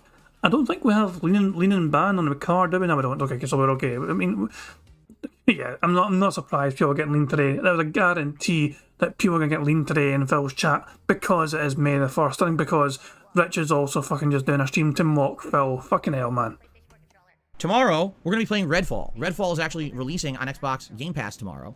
Originally, I had the dates wrong. I thought it was coming out on Friday, but I was wrong. It comes out tomorrow. Now, I have some updates on Redfall for all of you, because basically almost no one got an advanced copy of this game. Almost no one. And those that did, I guess there's a review embargo, and you're not allowed to review it until, I think, tomorrow, which is really weird. If the game comes out tomorrow, why are no reviews allowed out yet, right? So, what ended up happening was, someone accidentally published their review a day early. It was a blatant accident. They didn't mean to do it. I guess they were scheduling the video on YouTube, and they scheduled it for an entire day early. So it went live today. They realized their mistake, and they, privated the video or whatever. But people already ripped it because people were looking for gameplay of Redfall, and now they have it. And essentially, what everyone is saying about this is that it's not very good. They're saying that Redfall looks like an unfinished joke. The graphics are horrendous, where there's tons of pop-in and issues. It looks like the game is kind of unfinished. There's entire rooms that are completely empty. You'll walk into a room, you look around, there's literally nothing. It's an empty white room with doors. And you're like, what the fuck is this? Why is this even in the game? So, and the gunplay apparently is also quite basic and not very interesting. Now, this is only what people are getting from this one person's early review. And apparently the person who reviewed it actually said, I like the game, but I can't really praise it because it has all these shortcomings. 6 out of 10. That was their review. So that's kind of funny. Someone who says, I'm actually playing it and enjoying it, but at the same time, Money, yeah, yeah. Money, money. Oh, money, money. Yeah, yeah. Money, money. Thank you very much to Barrett Wells. Our super chat says, Phil just said she was wrong, which, by Phil's logic, he can never be right again. That's a very good fucking point, yeah, of course. As soon as you fucking say something on the internet, doesn't matter what you fucking say again afterwards, you're always going to be fucking tied to that fucking first thing. Just like how Evil AJ, at one point in time, gave Phil permission to react to one particular "This is how you don't play." Phil thought, oh, that's actually a fucking blanket permission to react to any of the Society Don't Play Evil AJ has ever fucking made. Even though Evil AJ fucking rescinded that permission for everything, Phil's like, no, he said yes, I could, but there's one other fucking Society Don't Play, so it's okay for everything. As a type of person Phil is, it doesn't matter how many fucking times you scream no. If you've ever said yes to him one fucking time ever, then he's going to fucking just take that as a fucking full answer regardless of whatever you fucking say in the future. So yeah, just imagine how the women feel in Phil's life if he fucking ever is in a position to overpower him. Then again, we don't know the alarms. Who the fuck is Phil overpowering? was their review. So that's kind of funny. Someone who says, I'm actually playing it and enjoying it, but at the same time, I recognize it's unfinished. 6 out of 10. So what's funny is a lot of other games journalists have come out and said, well, we didn't even get review codes. While others are like, yeah, we'll put out our review tomorrow, but I think everyone's kind of silently nodding, saying, yeah, we're all kind of saying it's not very good. All right, so I guess we'll see, because tomorrow it is Game Pass. I'm willing to give it a stream. We'll play it tomorrow. If it's atrociously bad, we'll all laugh together at how bad it is and say, haha, I never play it again. But maybe not. You know, who knows? This is one opinion. Maybe it's a skewed opinion. I don't know. But I will, since it is in Game Pass, I might as well give it a shot, at least one stream. By the way, this is the same game that is locked at 60 frames per second. And is not going to have excuse me, the game is locked at 30 frames per second. I completely misspoke. And it's not going to get a patch to update it to full 60 frames until apparently later in the year. And everyone's, criticizing that, saying, like, what the hell are you doing? Why would you release the game now if you know it can't run well? I mean, it's literally another situation where supposed to be a modern day game dev can't get their game to run smoothly on anything, but they're releasing the game anyway. Did we not just fucking have that on Friday with Jedi Survivor, right? But it's like every modern game dev, this is par for the course now. It's not the hardware that's the problem anymore. The game devs aren't putting in the amount of time they need to make the games run smoothly, but then the publisher pressures them and they fucking release it anyway.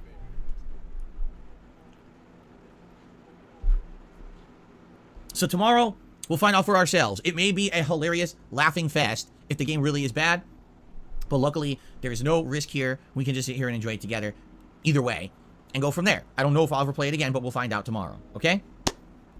Okay, then tomorrow night on the late stream, it will be Final Fantasy V Pixel Remaster as a nice late night chill session at 6:45 p.m. Pacific time, and that's my streaming week.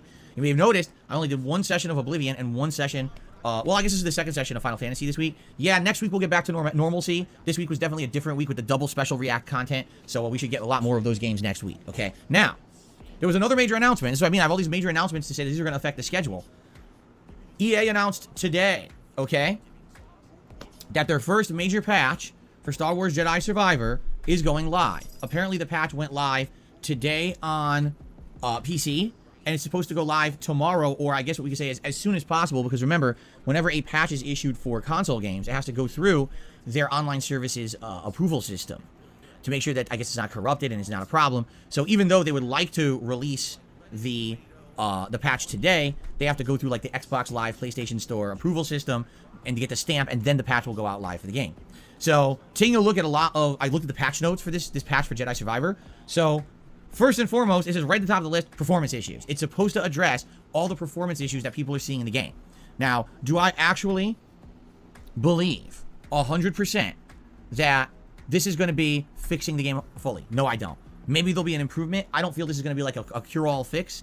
If it was that easy to snap your fingers, and within a day or two of the game, being out, it was able to fix it like that, they would have fixed it for launch. You know what I'm saying? Like, it would have been instantly fixed. There's no reason they would have released the game at launch as subpar as they did. So I get the feeling this will fix some stuff, but it's not going to be a cure-all, but it might be a mend-all, meaning it might give you enough of an improvement that the game feels more playable. And if that's the case, I would love that, okay? Oh, excuse me.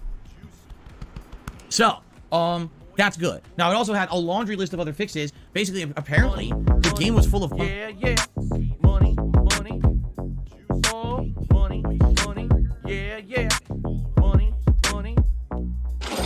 Thank you very much to you, Fatalism, for subscribing to the channel. Much appreciated. Also, I think we need to fucking see that burp one more time. Oh, excuse me. It just comes out of fucking nowhere.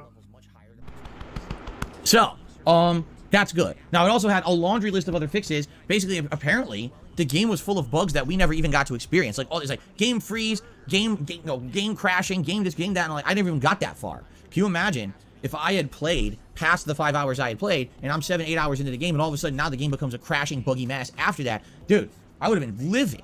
I mean, I was upset with only getting to play 5 hours and having to put the playthrough on hold, but I would have been really upset if I pushed through that just for the game to fall apart entirely. So I'm kind of glad that I did put the game on hold when I did. I think it was the right choice to make. So since Jasper's in the closet, since this update is coming out tomorrow, but we're already scheduled to try out Redfall tomorrow, essentially I will be trying Star Wars Jedi Survivor again this coming Thursday. Wait a minute. Guess what Thursday is? May the 4th. So I'll be picking up my Star Wars Jedi Survivor playthrough. Who gives a shit about that film when today is May the goddamn fucking 1st? So there you fucking go. The more important date in my opinion, at least for detractors, is the May 1st fucking date. On the day that is the annual Star Wars Day. May the 4th be with you.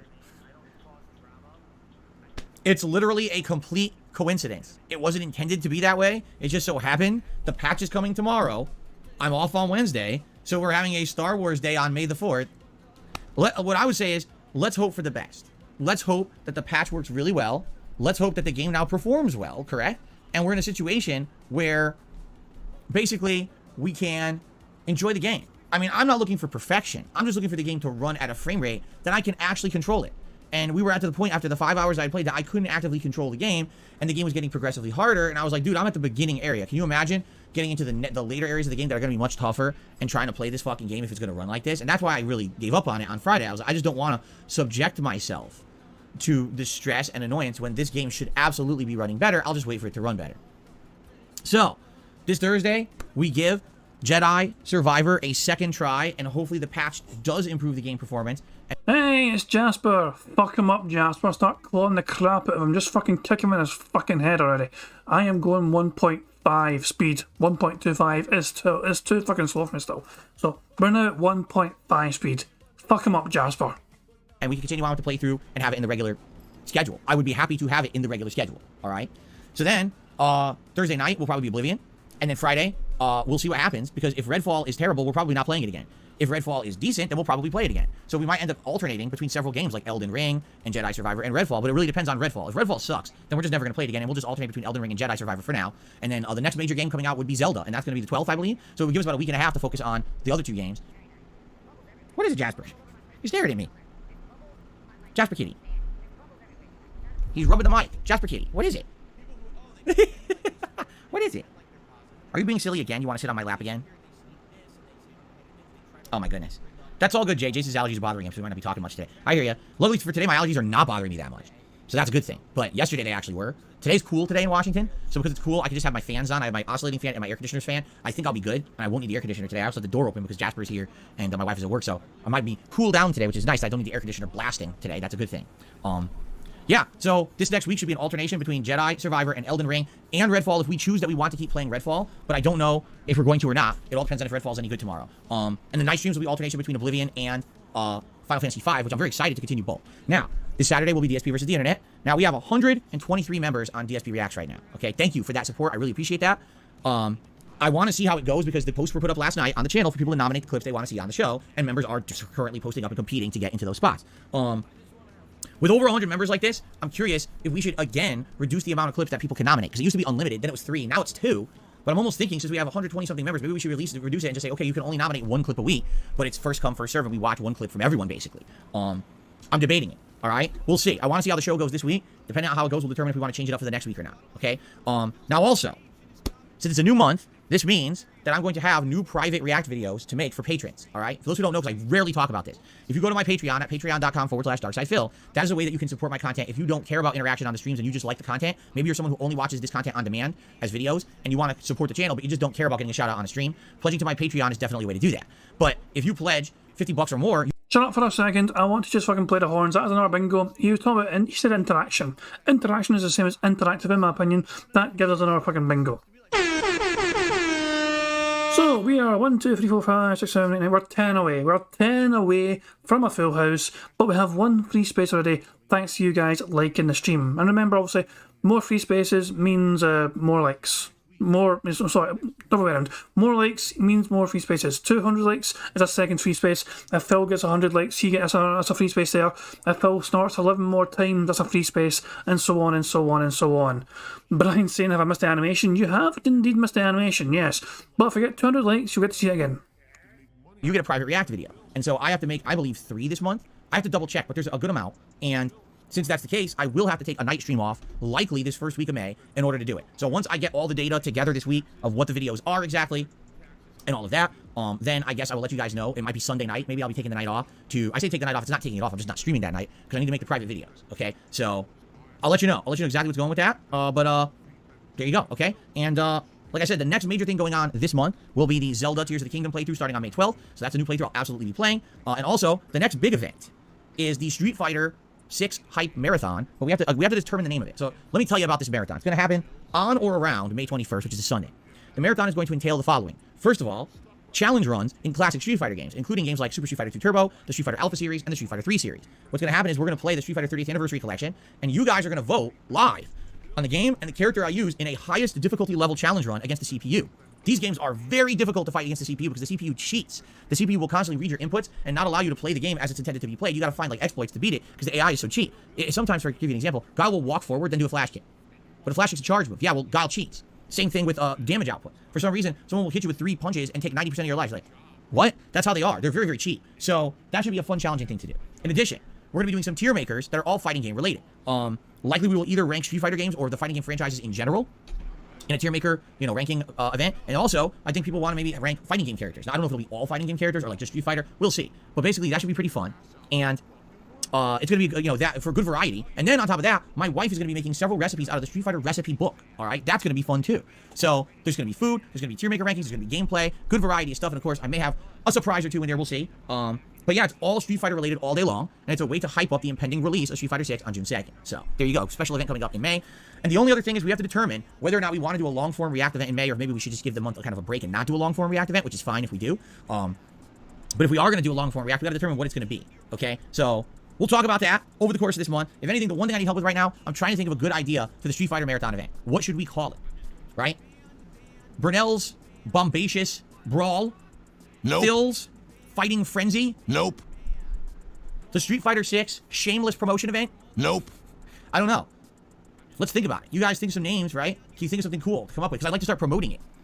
But we need to get Brunel's Bazongas. I hate to tell you guys, I really don't have many Bazongas here. You may be thinking of a few other streamers, but I really don't have Bazongas. Sorry about that. Bitch. Sorry to disappoint you. Okay. Anyway. So let's think about it. Please give me some ideas. And, I would like to start basically promoting it by its name within the next few days. And maybe we can even get some promotional stuff like a banner or something so we can start hyping it for the month. Because I am excited. It seems like a really cool event. I mean, I love Street Fighter. It's classic Street Fighter combined with modern stuff. We're hyping the release of Street Fighter 6 that's coming out soon. It's all good stuff. So I'm very excited for this, and I hope that you guys will help me out to figure it out, okay? All right, so that's really May. Maybe there's going to be multiple new releases. There's Zelda, there's others after Zelda. It should be a good month. I'm excited for this month. I hope that you guys are too. Jasper's excited, obviously. He's all over the place today. Jasper Cat. What are you doing? He's going to lay on my lap again. This is becoming a regular thing now. Jasper, why are you laying on my lap? He literally never does this to my wife or me. Only when I'm on the stream sitting in this chair does he demand attention by sitting on my lap. And that's exactly what it is. This is why I tell you guys, you say, Phil, would you consider getting another cat? Do you think this cat, who's demanding all my attention right now, sitting on my lap, smelling my finger, do you think that this cat would want another cat around the house? This cat, 100%, is an attention-demanding cat. That's the kind of cat he is. He's the social cat. He's always in the middle of everything that we're doing. If we're cooking, he's in the middle of it. If we're eating, he's got to try to jump on the kitchen table to get our attention, even though we're trying to eat dinner. I'm just sitting here, oh, Phil, I got your attention. I sit on your lap. You see? So, if there was another cat, he would be so jealous. He would be so upset that he'd probably be marking the whole house, with his pheromones, and he'd probably be, doing all kinds of destructive behavior, upset that he's not getting all the attention. All right, Jasper Kitty, I'm sorry, but you have to get off my lap now, okay? Know your role and it is very distracting and very warm when you sit on my lap. Maybe it was the middle of winter and we were relaxing on the couch, I'd allow it, but, I'm doing a show, okay? What a nut. Okay, so there you have it. That's the month, all right? Now, I hope that you guys, think that everything sounds good. If not, give me your feedback. I'm always open ears to feedback on my content and on my streams. And let's keep that pattern going. I think that I've improved a lot recently as a result of your feedback. By the way, what do you guys think of the May backdrop now? So this is the first time I've done this combination. We return to the classic Super Mario Bros. 1 dungeon, Bowser's Castle, here on the left. And then here, we've got the return of Ninja Gaiden. And because Ninja Gaiden is such a shorter piece of art, we now can actually more prominently see the other decorations, right? Do you guys like this setup better than last month's? Because the thing is, I really love that Super Mario Bros. 3 painting, but it's huge. That is actually now returned to my living room wall because it's so huge. Lonely Eyes Ghost says you should add Street Fighter 6 demo in the marathon. Level A CPU gives pro players problems. I already beat it. I already beat Level A CPU. I already did it. Like during that demo, I did Level A CPU. It beat me once, and then I immediately beat it. And I was like, well, I guess that's it. I did everything in the demo. I already beaten it. There's nothing else to do. If you really want me to just sit there and beat up the Level 8 computer over and over, I will. But I already beat it. So, anyway, that's funny because you weren't even aware that I did you? Anyway, Varda thinks it's too much black background. Do you think so? Because this is the only combination I haven't done. I have 2 Mega Man paintings. I have two Super Mario paintings, Mario 1 and Mario 3.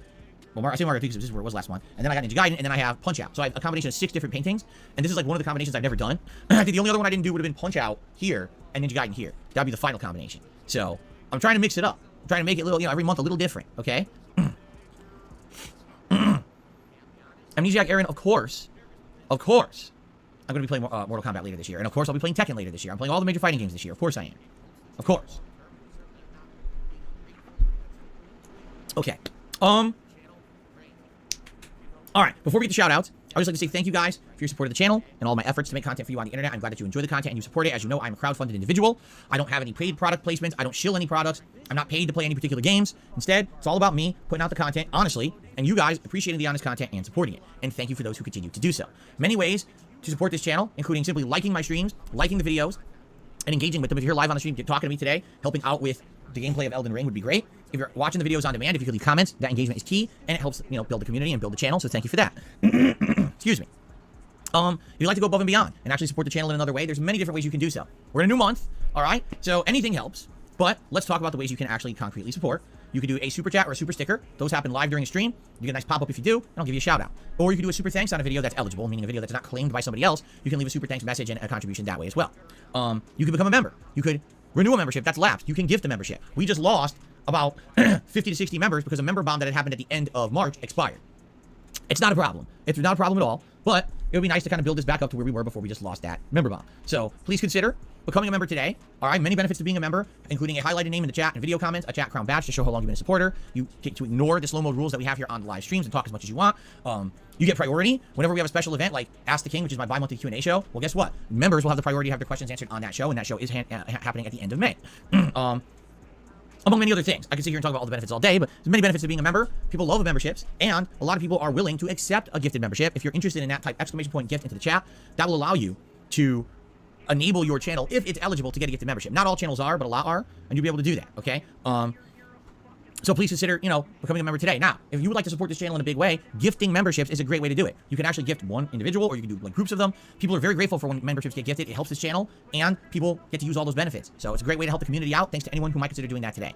Another great way to support this channel is by tipping me, which you can do by just typing exclamation point tip into the chat. A command will come up. You go to PayPal and you can send a direct tip. If you do that, I will give you a shout out and play an animation. If it's $5 or more, you get a nice animation on the stream. Now, tipping is great because essentially tipping is the best way to support the channel. The least amount gets taken out of tips, as opposed to everything else where there's this lead time before I get any kind of a benefit and there's chunks taken out. Tipping, the least gets taken out, so I get the most of any tip that you say. But in addition, But Phil, that's not the whole fucking story though. If people fucking tip you, it means they're fucking showing off their fucking PayPal information, which some people don't want to fucking do.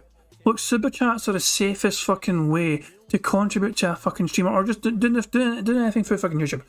Really, he is like this fucking greed. Phil fucking forgoes a fucking potential security risk. So fucking people are fucking basically dox themselves to fucking tip Phil. Or for the most part, anyways, fucking dumbass fans will have. It's like he'll have a fucking email. He keeps claiming he has these anonymous fucking tips. He'll know exactly if it's a fucking regular email address. He'll know exactly who the fuck that is, and he'll know how to contact them if he fucking wants to. It's just ridiculous. So this is, and yeah, people just.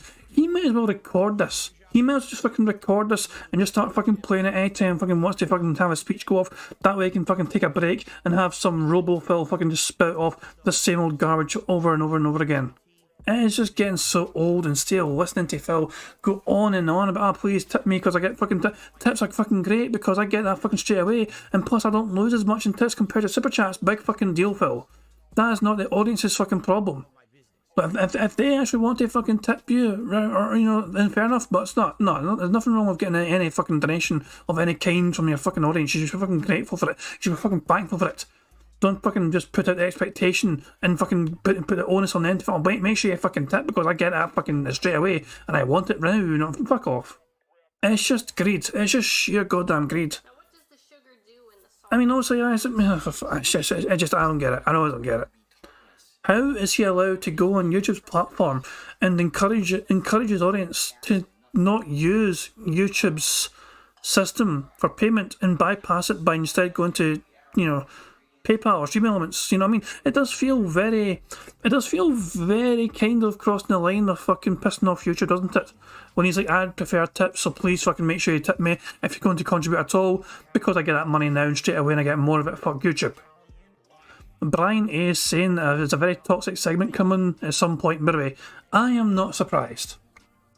Because tips are so important, I have these rewards in place. If you raise $50 on a stream, I'll put on Gunner glasses. If you raise $100 on a stream, I'll let you vote on a silly hat for me to wear out of my repertoire of like a dozen or more hats that I have. And if we hit $150 on any particular stream, you get to vote on a silly vest for me to wear out of the about 10 vests that I own.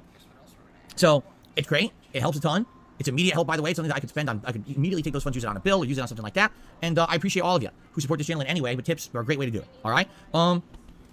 So speaking of tips, it is time to do shout-outs for those who have tipped. And then we're going to go. Well, actually, let's do the YouTube side first. Let's start with people who through YouTube contributed this morning. We start off with Nick, who did a super chat and says, do you think that any Metal Gear games are going to be remade? Thanks, Phil. I do. I feel like we're on the precipice of an announcement. Because Konami, there's strong rumblings and rumors that Konami is going to start focusing on their games division again.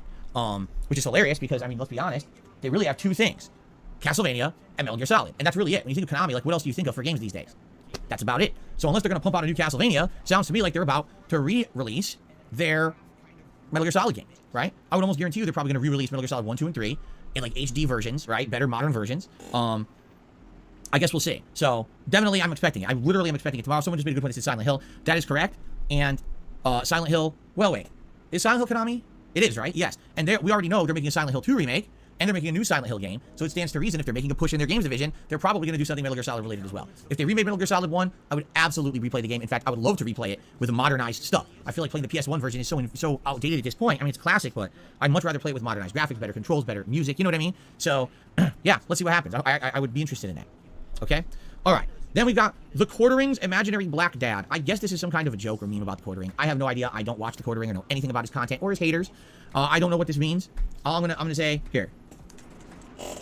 The Quartering's Imaginary Black Dad. Hilarious, right? Whatever. Super Chat says, I feels ya, Phil. Okay, you feels me. I would prefer if you didn't feels me. If you keep your hands off of me, your lecherous paws. I would appreciate that. Okay? Take your mitts off my person. Okay. Let's continue. Our first tip of the day, and by the way, would not be shocked if there's a ton of troll tips today, just to forewarn everybody. So Snow Carl, to me $1 says, did you speak about watching other creators? Which is the last creator you contributed to, and why did you choose to support him or her? I'm not going to tell you. I will tell you this. I have contributed to a creator. Oh my fucking god. I'm not going to fucking tell you. He has none. He has none. No, Phil. You don't get away with that. You're pretending you have. Bull fucking shit. Bull fucking shit. One more fucking time, but there's no fucking way I'm buying this. Hold on, let me I have all this, so hold on. There we go, just have to fucking pull up for fucking old time's sake. To forewarn everybody. So Snow Carl, to me $1 says, did you speak about watching other creators? Which is the last creator you contributed to, and why did you choose to support him or her? I'm not going to tell you. I will tell you this, I have contributed to creators recently. I have. But I'm not going to tell you who, because all that's going to do is create online harassment. So I'm not even going to say a word. I'm just going to say, yes, I actually have contributed to a creator recently, but I'm not going to tell you who it was. And keep in mind, if you have YouTube Premium, when you watch any creator, you're essentially paying them for your views. You don't have to watch the ads or anything. They just get paid for you just watching a video without even having to watch the ad. So I strongly recommend that you get YouTube Premium to support your favorite creators, especially if you watch a lot of their content, okay? But in the meantime, you know, there are other ways to support, and yes, I have. Okay. I received another $1 tip. Again from Snow Carl. Do you regret not doing React content earlier and losing support? No. Everything is perfect. Everything happens perfectly in my life. Nothing is out of place. Everything falls into line exactly as I planned. It's all been a master plan from the start. Let's continue. I received another tip. This one also from Snow Carl. He says, would you consider doing members-only chat today to stop these trolls? No, we're not going to do members-only chat. We're gonna rate the chat as appropriate, like usual. We're not going to be doing members only. That's not fair. Not everyone can become a member. And I don't want to make this a members only club. That's never been. The only reason I would ever do a members only chat is if somehow we had a mass infiltration of the chat by a bunch of bots or something that were really ruining the chat experience for everyone. Then we would have to do it just for, you know, for kind of safety purposes. But outside of that, I would never, I mean, I've been a full-time streamer now on YouTube for about 2 years. I would believe we're coming up to the 2-year anniversary here in just a few days, actually. I have never gone into members only mode. You know? So, no, I absolutely, positively, don't want to do that. I want to avoid it if possible. Okay? Okay. It looks like a $1.50 tip came in. Felix the Man says, I hope you will feel better for what's going on behind the scenes. Sad to hear when someone isn't feeling good, brings the mood down. Hope you can have a speedy recovery. Thank you. I appreciate that sentiment. That's nice of you. By the way, there's a bigger tipper coming up, which is why I'm not going to put your name on the lead. Money, yeah, yeah. Money, money. Oh, money, money. Yeah, yeah. Money, money. Thank you very much, Barrett Wells. So Super Chat says, doesn't have money for blinds. A new PC has LED lights and stream gimmicks donated to him. Begs on stream about never having enough money but claims he donates to creators. Sure, Phil. See, this is exactly what I was thinking. Phil was fucking always seemingly struggling financially and it's always up to his fucking dent-headed audience to fucking contribute. And then he's fucking turning around and saying, I fucking donate to YouTubers and creators, but I'm not going to tell you who, to fucking spare them the fucking harassment. Bull fucking shit. No fucking way is anyone buying that. Also, right before I paused there, Phil said something quite interesting. Apparently, he has a big tip coming in. I'll just rewind it just for full disclosure for it, but yeah, he's apparently not putting this most recent contribution on the board because he knows there's a bigger tip coming up. You know? So, no, I absolutely, positively, don't want to do that. So yeah, as I need, right at this point here, someone gives him a tip and then he fucking alludes to this big massive tip he's going to fucking add to the board. Fucking ready for that. So Phil's begging basically works. Phil's fucking pity segment at the start has basically fucking worked on his fucking dumbass audience. They're going to fucking spend their goddamn welfare fucking money on Phil to make him feel better. I want to avoid it if possible. Okay? Okay. It looks like a $1.50 tip came in. Felix the Man says, I hope you will feel better for what's going on behind the scenes. Sad to hear when someone isn't feeling good, brings the mood down. Hope you can have a speedy recovery. Thank you. I appreciate that sentiment. That's nice of you. By the way, there's a bigger tipper coming up, which is why I'm not going to put your name on the leaderboard immediately, because there's another person coming up who's going to be the top tipper. But basically, yeah, I appreciate that. I said at the beginning of the podcast today that behind the scenes, there's some personal stuff going on right now.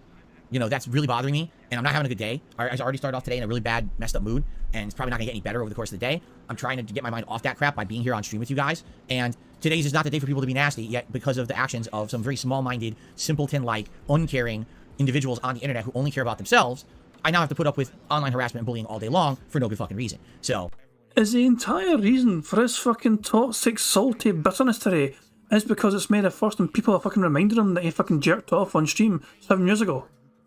Is this genuine, the whole entire reason why he's so fucking bitter today? Holy shit, I mean, surely not. There's got to be more to it. For God's sake, Phil, there's got to be more to it than that. There surely has to be more to it than just that. I'm going to continue to just push forward positively and try to have a good day with you guys. And like I said at the beginning of this podcast, today's not the day to fucking mess with me. You're going to come here and troll. You're going to be gone for good. And you're never coming back. And there's no excuses. And don't email me to get unbanned. Never coming back. I'm just have no tolerance for it today. Like I said, maybe on a different day, if I was in a better mood, if things were going better for me and it wasn't so bad right now, then I'd be more tolerant of it. Today's not the day for that. And I've already laid down the law. And already we probably had about 40 people banned because they're fucking morons and they don't listen. They listen to of all the people to listen to take a particular kind of person and make that the person that that's your idol. That's the person you really, you spend time with and you trust. I mean, you gotta be a fucking idiot. You gotta be a mouth ruler. So, we don't really need those kind of people around here anyway. And, you're gonna be toxic scumbags, bullying people. You're not gonna be around. Okay. Let's continue. So I received a $5 tip from Michael Jackson. Okay then. Michael Jackson with a $5 tip. Interesting. Thank you very much. Let's get that on the leaderboard. We'll just say MJ. Oops. And let us play our first animation of the stream, a $5 tip animation. Thank you very much. Cool. Let's see here. Another tip came in.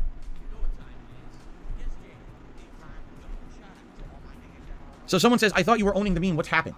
There's a difference between owning a meme and then wanting to move on from it, and then someone who actually acts like a 5-year-old in a schoolyard. And I've already made it abundantly clear why I've completely moved on from anything in that time of my life. That was 7 years ago. It was a time when I was very depressed. I mean, I tried to tell you guys to be honest and open up about it in the last year. That was a time of my life I was very depressed. My whole personal life was falling apart at the seams. Like, my life here was awful. I was essentially living like a life separate from the person I was living with at the time. We weren't even in any kind of a real relationship. It was very stressful. It was very awful.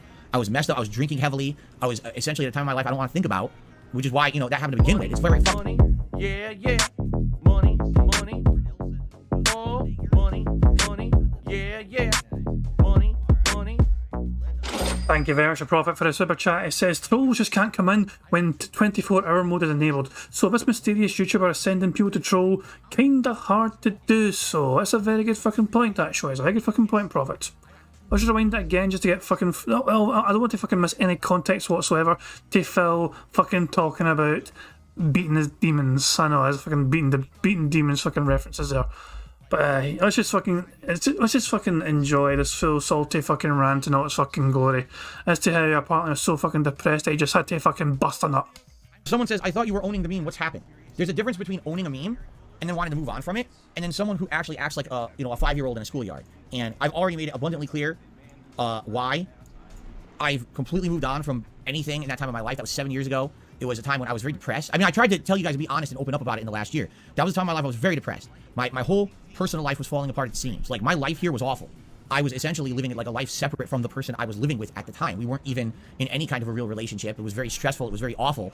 I was messed up. I was drinking heavily. I was essentially at a time in my life I don't want to think about, which is why, you know, that happened to begin with. It's very fucked up and depressing. And I've already explained this in detail many times on the internet. But there's people who think that shit's funny. Oh, Phil was depressed and was fucked up in the head and was feeling awful about his life and himself and did something really fucking stupid and embarrassing because of it. Let's just bring it up forever. It's like, no. That's what you do if you're like a 5-year-old on a schoolyard at fucking elementary school. Right? You bully someone, you pick on them for something, you know. It's horrible. It's like a fucking mentally distressing time of my fucking life that I don't want to think about again. You know? I don't want to think about it. My wife hates when people bring it up because I'm past that. I'm a better person. I'm in a better place in my life now. And the fact that there's people that can't get by that, just think about it this way, all right?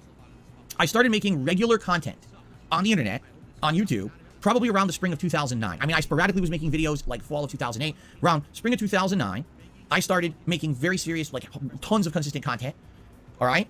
All the way through now, like I never stopped. Now, if you do the math, spring of 2009 through, you know what they're talking about, the incident of 2016 is about 7 years, okay?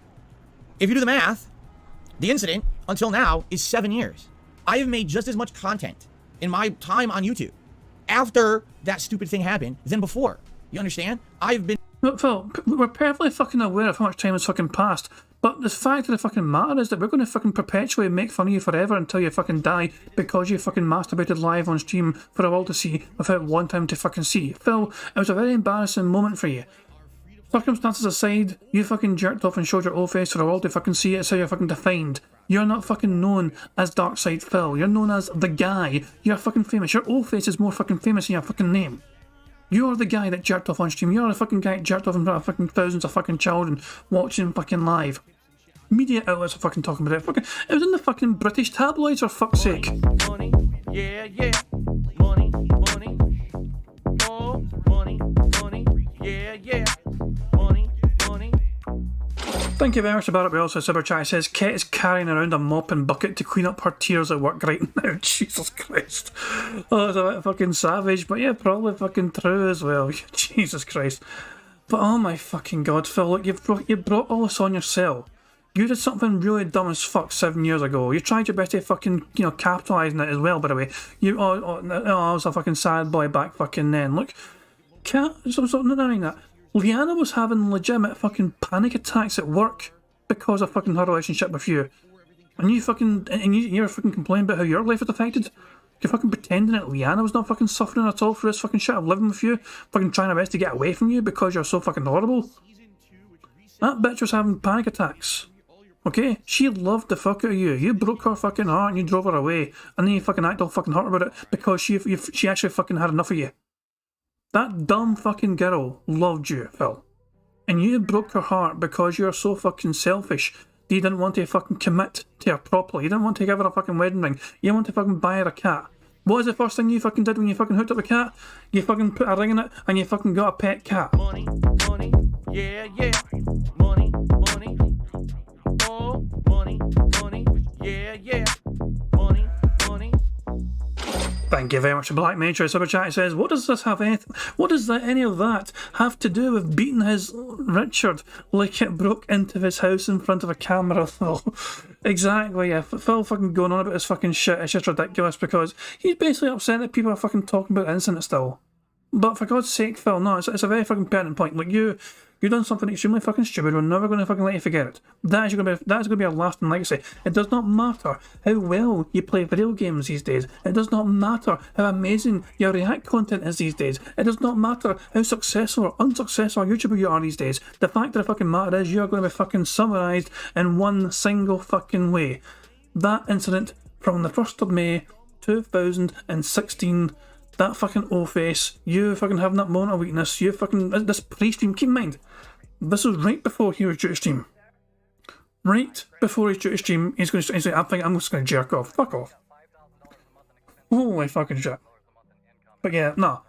Phil, I wasn't a big fan of Liana, but to be fair to her, she grew the fuck up, she got a job, she fucking helped pay the bills, you know what I mean, and Phil broke her heart. She wanted to fucking leave because Phil was not willing to fucking properly commit. He assumed she was never going to leave. So when she fucking did, that messed him up massively. I am utterly convinced of this, by the way. I am utterly convinced that he fucking hooked up, he slid into Cat's DMs, and he thought the two things that Liana wanted. Liana wanted a pet cat, but Phil refused. Liana wanted to get married, Phil refused. And I'm convinced in my fucking mind that he made sure the two of the very first things that he did when Cat moved in with him was try and secure those fucking two things happening for Cat. They got a pet cat called Jasper, and then they fucking went to his fucking parents and they got hooked up within a year. So I am utterly convinced he was thinking, if I fucking do these things I didn't give Liana, that means Cat won't run away, because Phil's mind is that fucking ridiculous that that is how this fucking idiot operates. He is fucking thinking that kind of way where it's like, oh, the two things I didn't give her, if I give it to her, she'll be staying. Fantastic. I won't get abandoned again. I won't have to do my own laundry again. Fine, great. Somebody else is here to fucking cook for me and clean for me and look up after me. Fantastic. Thanks, Mom, I mean Cat. The incident, until now, is 7 years. I have made just as much content in my time on YouTube after that stupid thing happened than before. You understand? I've grown, I've changed, I've made way more positive content and become a better person from who I was back then. I have completely moved past that part of my life. Why in the fuck would I want to keep reminding myself of how messed up and depressed and sad I was at that point in my life and how awful it was? Things are so much. Well, you literally just fucking started the stream today by telling about how fucking depressed and fucking stressed out you are right now. Are you certain, Phil, that you fucking moved on from that? Because I don't fucking believe a word of it. You started the fucking show by saying, please don't mind me being so fucking toxic and angry towards you. I'm not having a great fucking day. I'm stressed about things I can't tell you about. So no, Phil, you're not moved on from it, in my opinion. You're still just as fucking toxic. You're still just as fucking salty. You're still just as fucking aggressive towards your audience. You're still just as fucking horrible in general. Yeah, but Brian A says, but don't forget, he's the happiest he's ever been. Yeah, this is the happiest that Phil has ever fucking been in his entire life, remember. Every single fucking day he wakes up is apparently the happiest day he's fucking got right fucking now. Every single new day for Phil Burnell is like fucking rainbows and sunshine and lollipops for him. Everywhere he fucking goes, because this is the happiest he's ever been in his entire fucking life. Phil's life is a goddamn perpetual fucking joke because he has fucking made his life into what it is today. He is forced to fucking stream for several hours a day, twice a fucking day, trying to get fucking tips to get on fucking buying life because his fucking life is goddamn pathetic and miserable. He has no spare time to fucking give up to do whatever the fuck he wants, even though he'd fucking love to do it, because he has to fucking keep making money. So he has to keep on spending money on that stupid shit he cannot help but spend money on. Fucking rocking up to his fucking stream and his fucking Zelda jammies as per usual because he probably just woke up 10 minutes before he's due to go fucking live. Holy fucking shit, Phil. Your life is pathetic. The only thing that detractors can rightfully be envious of is your fucking income. But your life? Nah, Phil, you can keep that, Phil. No, I wouldn't wish your life on my own goddamn worst enemy. Chris Dax is asking, did I see Memoji's video with him insulting so many people? I don't think I have. I will check that out later on, probably.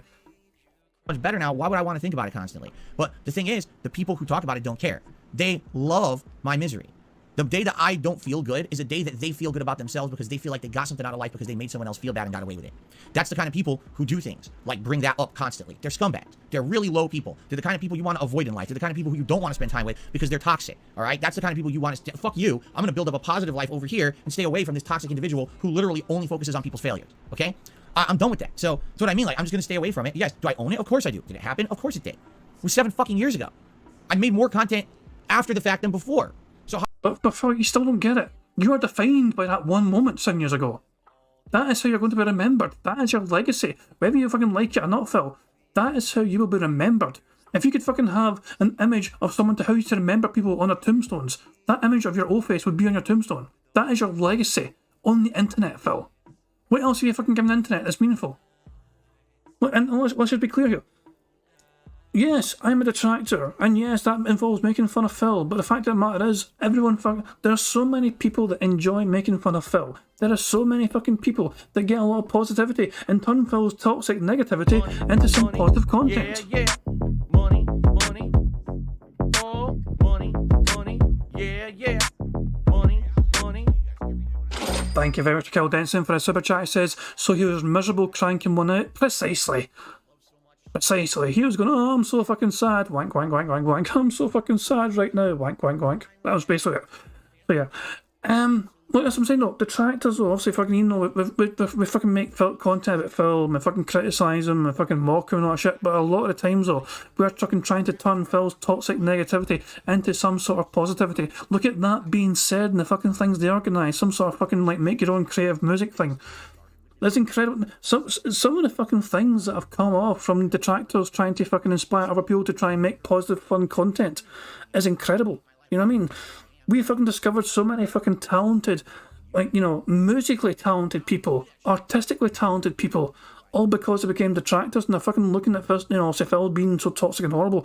But the detractors, though, and we're trying to fucking put a positive spin on it, an entertaining spin on it, some kind of way to endure it. Most people would struggle to fucking watch a normal podcast from Phil in its raw fucking format. That's why apparently Bingo's so fucking popular, because it's a way to fucking filter through Phil's goddamn nonsense garbage. Plus, I'm fucking just, you know, my Scottish apparently helps as well, apparently. But yeah, oh my god, Prophet says maybe DSP used his tears as lubricant. The camera quality was poor, we couldn't tell. You are a nasty bastard. But thank you for that message.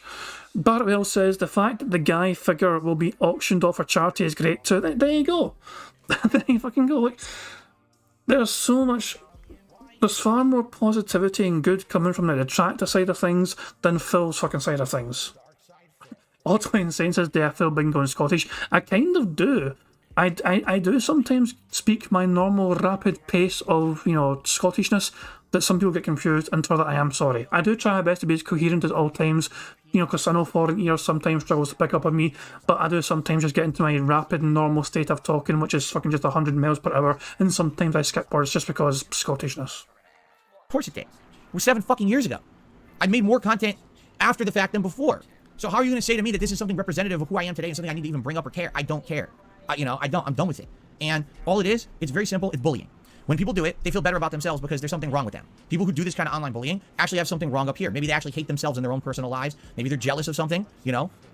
Who knows? I'm not a fucking psychiatrist who's going to sit here and try to diagnose people, but you know there's something wrong with them. Someone who's going to do something like that. So, it's that simple. I'm not going to waste my time on those kind of people. And in particular, because I know people want to bring up Rich, this is a guy who earlier this year, all right, one of his kids was very sick, and I got wind of it. Someone told me about it, and I actually looked into it, and it's true. One of his kids is very sick. I hope they're better, by the way, because I don't know. And I felt real bad because I know that we had some bad blood. And I personally reached out to the guy behind the scenes. And I said, you know, no bad blood is worth the stress of having a family member who's really ill. I've been there. And I wanted you to know that I hope that your daughter feels better. And I kind of want to squash whatever we have. You know, in fact, would you like to have a conversation? Would you like to maybe come on my show and just talk? Have a candid conversation, just being real with each other and just being nice to each other rather than being at each other. You tried to use his fucking sick family member to get him on your fucking show and interview him? I just thought you were fucking burying the goddamn fucking hatchet, Phil. And keeping it private. No, wait, you offered... No, hold on. You used his little girl as a fucking means to try and get him onto your fucking shitey interview fucking thing you want to fucking get going. Holy fucking shit, Phil. No, you keep that shit private behind the fucking scenes. No wonder fucking Rich was like, yeah, fuck this guy. I'm going to keep shit talking him. Oh, I need to hear that one more fucking time. I'm sorry, I need to hear that one more goddamn time. Out to the guy behind the scenes, and I said, you know, no bad blood is worth the stress of having a family member who's really ill. I've been there, and I wanted you to know that I hope that your daughter feels better, and I kind of want to squash whatever we have. You know, in fact, would you like to have a conversation? Would you like to maybe come on my show and just talk? Have a candid conversation, just being real with each other and just being nice to each other rather than being at each other's throats and making fun of each other. And he basically said he would be interested in that, but he couldn't make it that day, and we were going to try to set it up, okay? So that was a conversation I had with the man. And then literally, I'm not shitting you, within 24 hours of that conversation, he went on Twitter and he fucking shat all over me and insulted me publicly. So what the fuck kind of person is that? Why the fuck would I waste my time with that guy? He's a scumbag. He literally took my goodwill. I want to be nice to you because I feel bad because you're having a bad time in your life. I sympathize, empathize. I've been there. I just want us to not have beef. I don't want to have beef with anyone. Wait, what the fuck do you mean you've been there? Has your little fucking girl been fucking ill and it's been fucking stressful, Phil? No, I've been there. Phil, don't even fucking pretend to understand what that was fucking like for him. You have not been there. You have no idea what he was fucking going through. By all means, do sympathise with him, but don't fucking patronise him by trying to pretend you fucking know what he's fucking going through. I'm not a fucking parent, so I'm not going to fucking pretend to understand what it's fucking like to go through when you fucking see your little kid fucking struggling with their fucking health. I can never understand, until I have kids myself, I will never understand what it's like, so I'm not going to fucking pretend to understand what it's like for them. Holy fucking shit, Phil. Jesus Christ. Brian A says, do you think you'll be done with his part before Dave wraps up the stream 3 hours from now? I don't know. I am falling far behind. Prophet says, Jad, Rich monetized his daughter's COVID infection. I mean, that's one way to look at it for sure. But Phil tried to fucking monetize Rich's daughter's infection as well, to try and get Rich in a show. That's the point. Well, I'm not trying to defend Rich here. This is not me fucking trying to defend Rich. I'm just fucking saying here, Phil is fucking making himself a fucking victim of this because Rich fucking had the audacity to make fun of Phil. Well, when Phil's like fucking trying to fucking pretend to understand what he's fucking going through. Let's just crack on it. Let's just be fucking cool with each other. And then he literally took that, said thanks, and he slammed it down on the ground, and he stomped it into paste, and he laughed at it, and he went and made fucking nasty tweets about me. So Rich can go fuck himself. I want nothing to do with the guy ever again. He really, if you think that Rich is someone to be looked up to or even enjoy his content, you're a fucking idiot. You need to look in the mirror at yourself and say, what the fuck's wrong with me? This guy is a piece of shit, and I'm following him, and I like his stuff. Someone who's going to have an entire event based around bullying someone who doesn't care about him and wants nothing to do with him. All right? It's time to really have a self-assessment here of who you are and realize this is not the kind of person you want as part of your life. All right? Really. And it's just pathetic because this is a guy who not only knows he has 1 million subs on YouTube and knows that people will actually follow the things he says and does, he's irresponsible with it. This is the kind of person I talk about all the time, where when you have a following on YouTube or anywhere, you need to be responsible with your following. Life is not all jokes for everyone. Life is not all fun and games and pranks and, oh, everyone should just laugh at everything. There's people who go through real life shit who don't need your shit.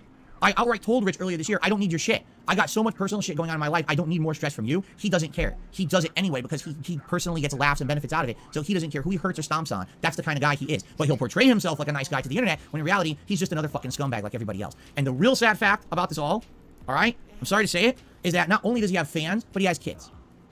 And now, later on in life, they're gonna look back at his behavior on the internet and they're gonna think that that's okay, that it's okay to bully people, that it's okay to be nasty to people, because that's what Dad did. That's fucked up. That's legitimately fucked up.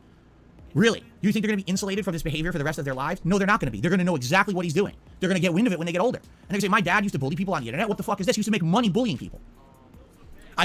Holy fucking shit.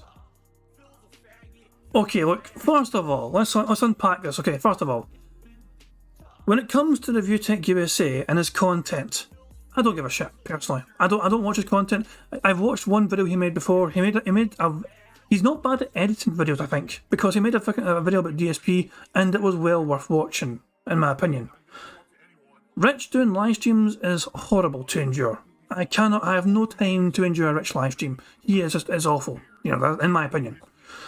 But putting all that, I can tolerate Rich being Rich because he winds up Phil this fucking much. The fact that he can make Phil salty. Yeah. Money. Oh, money. Yeah. Money.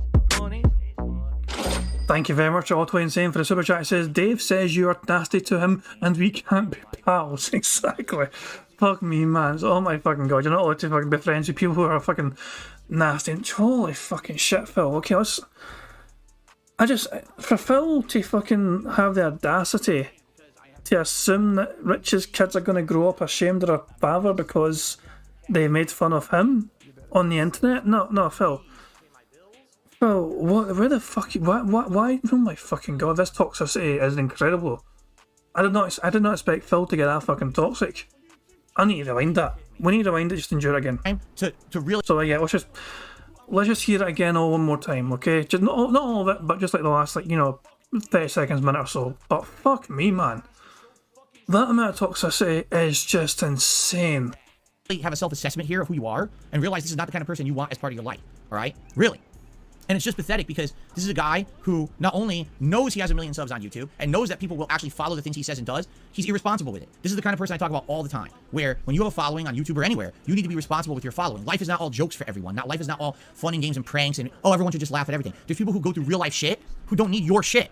I outright told Rich earlier this year, I don't need your shit. I got so much personal shit going on in my life, I don't need more stress from you. He doesn't care. He does it anyway because he personally gets laughs and benefits out of it, so he doesn't care who he hurts or stomps on. That's the kind of guy he is. But he'll portray himself like a nice guy to the internet, when in reality, he's just another fucking scumbag like everybody else. And the real sad fact about this all right, I'm sorry to say it, is that not only does he have fans, but he has kids. And now, later on in life, they're gonna look back at his behavior on the internet, and they're gonna think that that's okay, that it's okay to bully people, that it's okay to be nasty to people, because that's what Dad did. That's fucked up. That's legitimately fucked up. Really? You think they're going to be insulated from this behavior for the rest of their lives? No, they're not going to be. They're going to know exactly what he's doing. They're going to get wind of it when they get older. And they're going to say, my dad used to bully people on the internet. What the fuck is this? He used to make money bullying people. I could never live with that. Really. I could never live with that with myself if that was me doing it. I couldn't. So, it's pretty fucked up, man. And, you know, I hope that he'll fucking wise up someday. But at this point, I don't think so. I think when you see someone that's that far gone, you can't... I gave this guy the benefit of the doubt so many times. I tried to extend the olive branch so many times to this man. And every time that I try, he stomps on it and he shits on me again right away for personal benefit. So at this point... I just want to remind everyone, okay, just very quickly. What made Rich public enemy number 1 to Phil was him... Money, money, yeah, yeah. Money, money. Oh, money, money, yeah, yeah. Money, money. I was just going to say, what made Phil public enemy... what made Rich public enemy number 1 to Phil was that he had the audacity to fucking watch Secret Limited's WWE Champions video exposing all the evidence that Phil was playing this game, and he actually said to his audience, yes, I believe the detractors. Money, money. Oh, money, money, yeah, yeah. Money, money. So first of all, thank you very much to Black Mage for a super chat. It says, his kids have plenty of reasons to be ashamed of their father. Making fun of this horrendous pig is not one of them. Very good fucking point, well said. Thank you very much to Barrett Wells as well for a super chat. It says Phil has to put himself in an imaginary world where he's a parent to speak from his moral high ground. That's an excellent fucking point as well. Holy fucking shit, can you imagine? Can you imagine Phil ever having children? And then his kids growing up and understanding what Phil did on the internet back in the fucking day. And looking back on that and thinking like, it's a weird thing to think of, I know, but how in the hell can Phil think his children would be proud of him after everything he has done on the internet, which has been so well documented? Brian A says he'll just ban them. Jesus Christ, man. Ban. Go to your rooms forever. Jesus Christ. Far gone. You can't... I gave this guy the benefit of the doubt so many times. I tried to extend the olive branch so many times to this man. And every time that I try, he stomps on it and he shits on me again right away for personal benefit. So at this point, I know things are never going to change. I know he will always be that kind of person, and I'm done with him, all right? So he can do whatever he wants, but any of his idiotic, mouth-drooling lackeys who come to my stream today to try to make me miserable, especially on today, I already told you guys, I've got a lot of fucked up stuff going on in my life right now. I don't need it. And the fact that he's got his people coming over here being fucking nasty to me just shows the kind of person he is. I'm done with this man. I want nothing to do with him. In fact, after this moment, I don't ever want to bring him up ever again. I'm done with this fucker. He's so insignificant to anything I care about on this planet. And by the way, this isn't new. This is a guy who's done this to me for like a decade. Constantly talking about me in his fucking content and shit. It's like, shut the fuck up, you idiot. No one fucking should care about you. You're such a dunce. You're so insignificant to anything meaningful on this planet. You've helped no one. All you've done is fucking hurt people with your bullshit. Shut the fuck up. This is the kind of person who doesn't deserve a platform because they're just an online bully. Holy fucking shit. Wow. Dash has apparently sent a message. He's told me I can share it if I want. I have a feeling it might be interesting to... Oh. DSP... I thought it was like some kind of wall of text.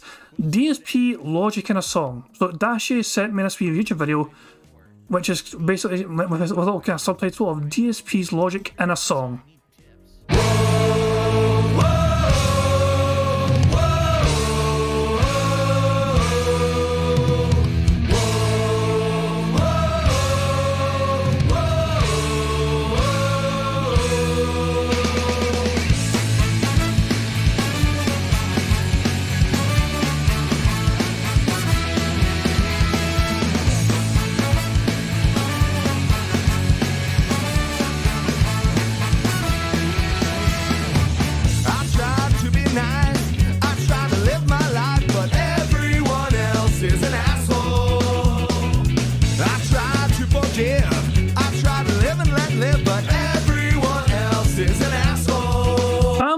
going to play the whole thing.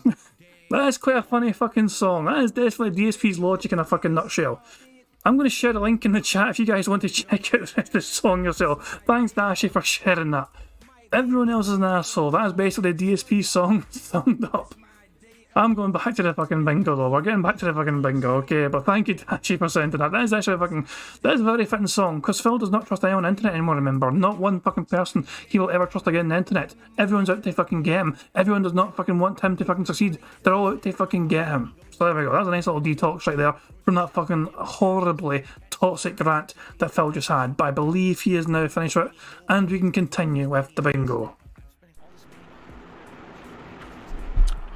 So I'm done with it. And that's it. That's my last word on it. Rich, go fuck yourself. Leave me alone forever. I want nothing to do with you. You're a scumbag. You've proven it time and time again. I'm done with it. Okay. So, let us continue, shall we? All right. Let's get back to normalcy and positivity around here.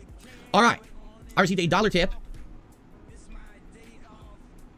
No, it's one of his trolls. It's one of his idiotic people. Literally, I'm not even kidding you. The message is, oh, cyberbullying isn't real. Wow. Why don't you ask Rich about that? Your buddy. Why don't you ask Rich about that, right? I think you should. Why don't you ask him about cyberbullying? Because he's been the victim of it and he's bitched about it too, but then he just does it. That's the difference is, if you're actually a victim of something and you know how bad it can be for you and you know how bad it could be for your family and you know how negatively it can affect you, you wouldn't do it to someone else, right? People who are the victims of a bad raising, your parents were being mean and abusive to you. You don't then go and be abusive to your own kids because you learn from the worst and you know not to do that and pass that along, right? But Rich is not that way. Rich, he just passes that toxicity along and continues that history of bad... I thought he said he was fucking finished with a shit. Bad treatment of people. He just doesn't care. Okay. So we're done. I'm not going to talk to these dumb lackeys or anything either. These fucking idiots come in here with $1 tips. I was going to tell you to go fuck yourself like you deserve and get out of here. And we'll move on. Okay? All right. So that's that. We're good with shout outs for now. Now we can get back to normalcy. I got it off my chest. Right? We're done. And now we can move on positively, correct? Thank you. That's it for that. I don't want to hear any more of this nonsense today. I'm done with it. Okay. So what would you guys like to talk about for the rest of the podcast? We got about 10-15 minutes left.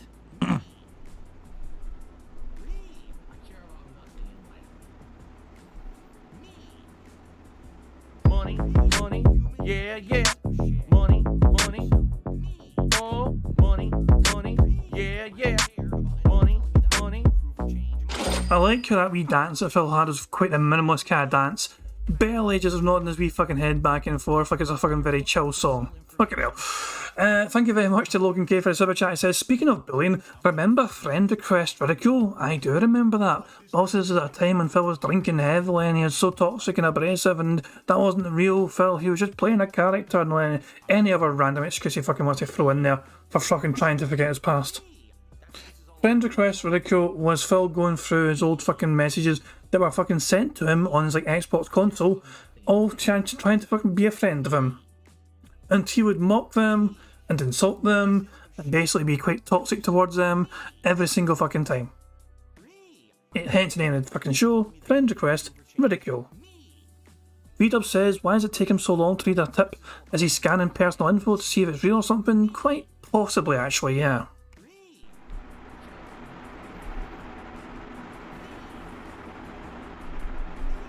What are your current hobbies? Have they changed from when you were in your 20s and 30s? Oh, dude. When I was in my 20s and 30s, my hobby was Street Fighter. You know what I mean? Like, Street Fighter was the big thing in my 20s.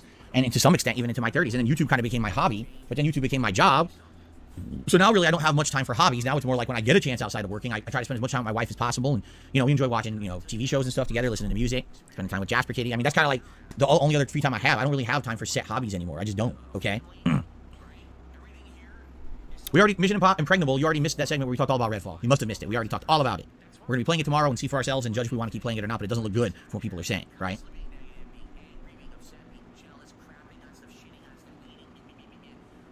Ramen Rice says, you can just look at this. You complained when Dead Island 2 took 10 years because it took too long to come out, but the game runs perfectly. Now you want games to take longer so they'll run better. Which one is it? You can't have both. Let's have a happy medium between a game taking 10 years to make or a game being rushed out unfinished. Somewhere in the middle would be the right amount. Let's put it that way. 10 years or completely rushed out unfinished. Somewhere in the middle of that. That would be the good choice. Kind of extremes there, don't you think? Okay.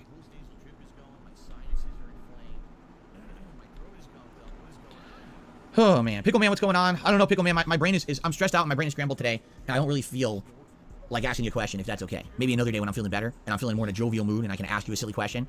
My mind's not there today. My mind is really not. Holy fucking shit, Phil. Holy fucking shit. But keep in mind, that's not a tip question he's been asked. Well, that's just somebody in his chat called Pickle or whatever that Phil plays along with it every fucking day, asks him a random fucking question, but Phil's mentally not prepared to give him a random fucking pickle related query today. One more time. Oh man, Pickle Man, what's going on? I don't know, Pickle Man. My brain is I'm stressed out and my brain is scrambled today, and I don't really feel like asking you a question, if that's okay. Maybe another day when I'm feeling better and I'm feeling more in a jovial mood and I can ask you a silly question. My mind's not there today. My mind is really not in a good place today. You know, thanks in part to real life and thanks in part to certain individuals. So, you know, I prefer to not really to go there. Okay.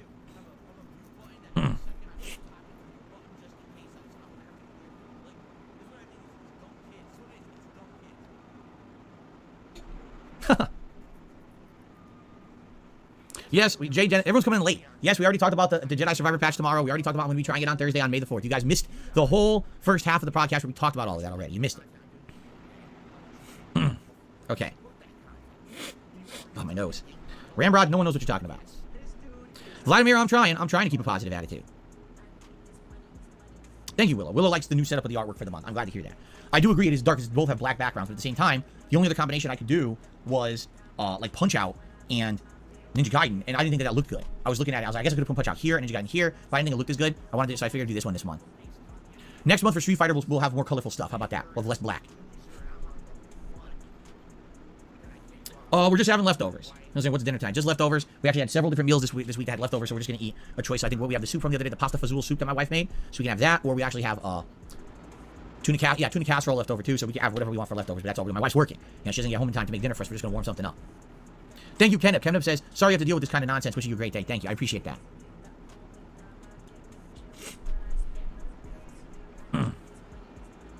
What cereal do I like? Depends. Depends on what I'm in the mood for. I like things that are flakes or Wheaties. Like Corn Flakes, Frosted Flakes, Wheaties are good. Raisin Bran's good. I like Golden Grams. I like those little wheat things. What are they called? The little wheat things? I don't know what they're called anymore. The ones that have sugar, though. I like the plain ones. Oh, I like Chex and Chex cereal, Life cereal. Those kind of cereals. Those are the ones I would probably eat. Now, Mini Wheats. Yeah, Mini Wheats are pretty good. Those are the ones I would probably eat today. I probably wouldn't be eating any kiddie cereals that have chocolate and shit in them in the morning. I'm not in the mood for that kind of stuff in the morning, you know?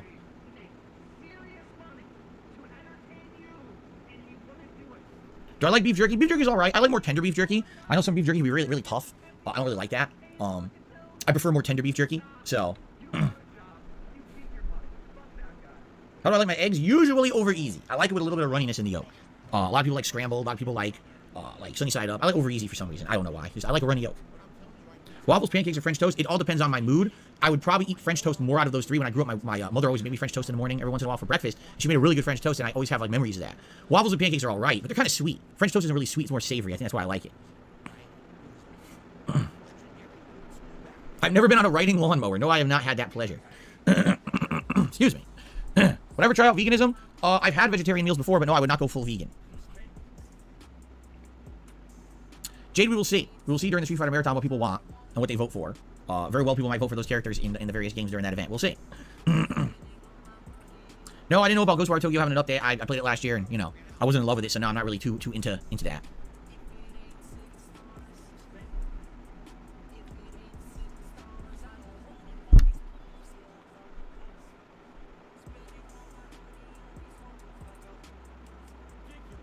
What is my next tier list? I was thinking about maybe doing one next week, because we haven't done one in a while now, and I was thinking maybe this first week of May doing one on a late night stream just for variety, and then the next one would be during the Street Fighter event coming up. So maybe we could do a random one, you know, late night stream of a tier maker, maybe like Monday, Tuesday night for variety coming up, of next week, that is. And then around the 21st is the Street Fighter event, which again we have to come up with a name, so I hope you guys will think of names, and we're gonna do multiple ones there. We're probably gonna do 2 different tier makers, and there'll be fighting game related.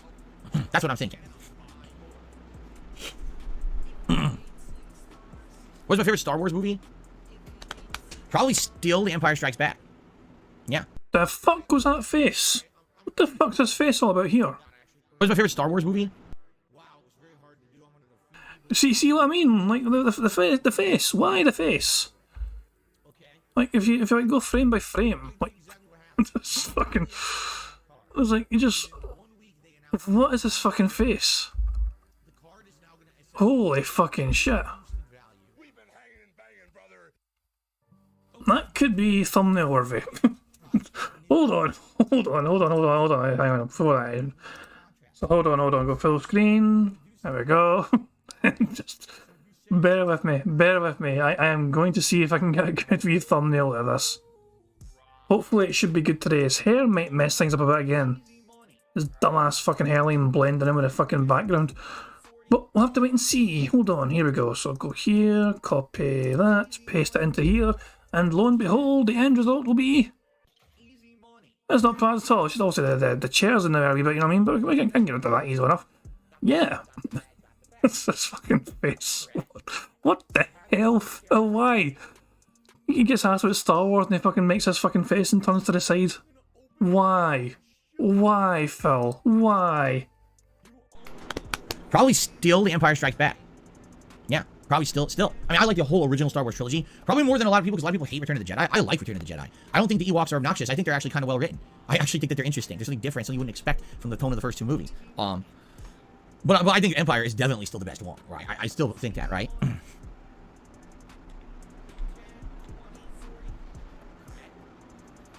No, I didn't see Tears of the Kingdom leaked. I don't even know what that means. How does it leak? How do you leak a game? Nor do I really care. You know me, I don't really pay attention to that shit anyway. I stay away from spoilers. Dark Game Theories, we already talked about Redfall. You're very late. Had a whole segment about it. We'll be trying it out tomorrow together.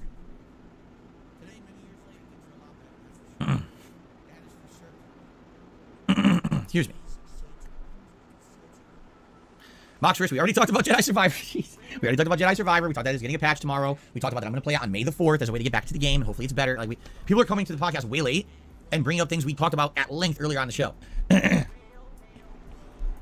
Holy moly. Money, money, yeah, yeah. Money, money, oh, money, money, yeah, yeah. Money, money.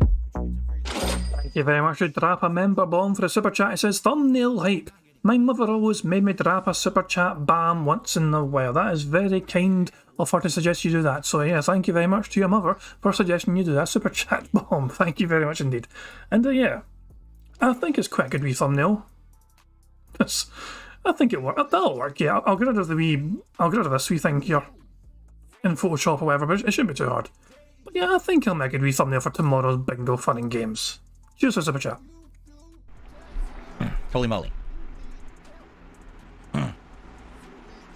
So, Play Cool just hit me $1.57. I don't know what the significance of that amount is, but thank you. They have an interesting message about a game coming up that I never heard of. They said, what's up with you? Yesterday I started and finished Kona, free up to May 18th on PS Plus Extra. It's a detective investigation game with a supernatural twist. I think you might enjoy that. The atmosphere is really good. Seems like a game up your alley. You know, it's a shame because I had PS Plus for the longest time, and I just haven't had it in many, many months. Last year, I got PS Plus Premium, and I had it for, what, like 3 or 4 months, and we played a bunch of games on it, and then I realized I wasn't playing anything on it anymore, so I canceled it. For some weird reason, I still had PS Plus until, like, December. And then December ended, and since then, I just don't see the point of getting it again. Like, I'm not playing any games online on my PlayStation at all, so I don't need PS Plus. And I'm not going to pay for that, even if I get a free game, like, I just don't see the point. I'm keeping Game Pass Ultimate purposefully because I get a lot out of it. You know, I'm still playing Oblivion, we're playing Redfall tomorrow. Like, every month, I'm getting something out of Game Pass. You know what I mean? I don't feel like I was getting any money's worth out of PlayStation Plus Premium. Plus, by the way, they're taking away all those games. All those freaking games that were in that initial offering last year, they're removing them all. It's like, really? Then what's the incentive? I think they realize there is no incentive to have it. It's a waste of time. This game very well maybe it was called Kona, but yeah, I'm not gonna get PS Plus for it. And you know, what I would say is, if it's a game you think I'm interested in, if we get further into this month and it looks like we have some time for downtime stuff, like late night streams and stuff, then I would consider it. But right now we're kind of booked. So why do I stop Game Pass nights? Because we only do Game Pass nights when we're looking for something to fill a gap. If we don't have a game for late night streaming or chill streaming, we go to Game Pass and try to find one. We haven't had those openings in a long ass time, so that's why. I mean, Oblivion I've been playing since December. That's been an ongoing game that's still ongoing. So right there, that's an example. You know, if we stopped playing Oblivion, there would be openings for that kind of stuff. So Tears of the Kingdom has had its ROM leaked. It's now being emulated on PC, and it's a disaster for Nintendo. I don't know what's going on with modern game development. How does this stuff leak? How did someone at Nintendo leak it? How did, you know, is there no one who works at these companies with reputability? Like, how the hell did it get leaked? How is that even possible? The ROM? Oh my god. People ripped it off of early physical copies. Is that serious? Review copies? Okay, can we stop with the review copies? Really? Can we fucking listen to me and stop with the review copies? They serve no purpose anymore. Everyone should wait to day one, play it at face value, and then you'll get honest reviews. No more early review copies. It's ruining the games industry. Stop with... But Phil, that doesn't work for you though. How are you meant to fucking know what fucking game to fucking get if no one's fucking talking about it though? You need to fucking wait until you're gonna have to wait until day one, after day one even. Otherwise, you're gonna fucking have to use your own judgment to get a fucking game where you don't know if it's fucking gonna be good or not. Phil flips and flops all the goddamn time. First reviews are good, now it's fucking bad, now it's good again, now it's fucking bad again. What in the fuck, Phil? Make up your goddamn mind. What do you fucking want from this shit? This is the same guy as fucking hoping and praying that Street Fighter fucking has another fucking beta. Never mind the fact that the last one got cracked and fucking exploited, but he hopes for another one so he can play with fucking other characters and fucking play with Yolanda and all that shit. That shit. I don't know why people don't fucking listen. You know what it is? It's because the games industry, who would be the public-facing figure to say this? It would have to be someone with prominence to get attention for saying it. But those people with prominence who get attention want the early review copy so they can come out with the early reviews and make money on it. You see? So they're not going to Bitch, please, you're fucking the one that's fucking trying to judge themselves because they might get to fucking play Street Fighter again.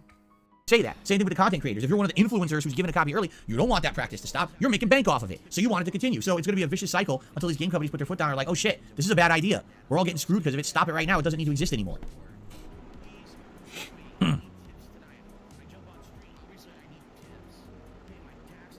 Will already answered that. I know they don't serve a purpose. Like I said, here's how it should work. The game Redfall comes out tomorrow. Absolutely, no one has gotten an early copy. Tomorrow, everyone gets their copy. Whether they buy it or they get their free review copy, everyone gets it on release day. All right? Barrett Wells is reminded me in chat. Remember when he didn't disclose that he got a review copy until someone called him out for it? Yeah, Phil has gotten review copies for games before, and then he pretended he didn't fucking get it. And someone called him out to try and fucking... Oh my god, Phil... The fact that this is basically Phil's bitterness and jealousy coming out here. Phil is not fucking caring about the fucking sanctity of the goddamn fucking games being fucking leaked early. No, his main concern is that people get access to these fucking games early, which means they get fucking to make content about these games early, which means that when it fucking comes time for him to make content about the game, there's less interest because he can't be fucking first. Other people are fucking first to make that fucking content. And so he gets all fucking salty and bitter about it because it means it won't get much fucking traction, it won't get much attention, he won't get as much money because not enough people are going to check out his fucking shitey gameplay of it because other people already had the fucking gameplay out before him. People think this is a possible thumbnail. Nah, this face, I've seen this face a million fucking times, and this face is not better than that face. This face is incredible. This face was seen a million goddamn times. This face, holy fucking shit. Is that Tyrone saying that we ran out of fucking cookies? Oh my god, he's gonna fucking take out on me again. So yeah, nah. Everyone wins for sure. And what's going to happen is day one sales will be low because not everyone's going to just rush out and buy a game without knowing if it's good. So you wait one fucking day. Everyone plays it. Everyone gives their first impressions on streams, in videos, in reviews. Day two, if you like what you heard, you go buy the game. The problem is we have this weird cultural mentality in the gaming industry. Everyone must play a game on launch day. Why? Why can't you wait one fucking day and show a tiny little piece of self-control and say, I'll hold off to see if it's good? Instead, stop buying the hype, stop being a brain-dead idiot, and rush... But Phil, who's going to buy it then? Phil, who's the first person going to be to fucking buy the game if they don't know if the game's worth fucking getting or not? There has to be somebody to fucking be the first, you know? To tell the others, is it a good game or a bad game? Which is why we have fucking things like review copies in the fucking first place. Holy fucking shit, Phil. He is close with promotion. Rushing out to buy everything because everyone else is buying it, and wait one fucking day. Holy fucking shit, that arm flail. I need to fucking rewind that arm flail. At 1.5 speed, that arm flail was absolutely insane. Instead, stop buying the hype, stop being a brain-dead idiot, and rushing out to buy everything because everyone else is buying it, and wait one fucking day. And then you'll know. Then you'll never need an early copy to ever be put out. No games will leak, and all these fucking influencers won't be rolling in fucking dough constantly because they were the golden selected people to play the game a week early and shill it and say nothing negative about it even if the game sucks ass, which happens all the time. They're given the early copy, told, oh, you can't criticize the game because you're under a review embargo. So instead they stream it in case it's ass the whole time and make bank just to find out the game actually sucks shit and people buy it because of misconceptions and now the game makes money even though it sucks. Enough of that. Let's fix the games industry. No more early copies. Make people actually grow up and be fucking responsible with their money. Wait one fucking day to buy a game. It's not a big deal. We just need to actually start doing it instead of having this broken fucking system where games are fucking leaking 2 weeks ahead. Stupid shit. Had enough. Told you, I'm in a no-nonsense mood today.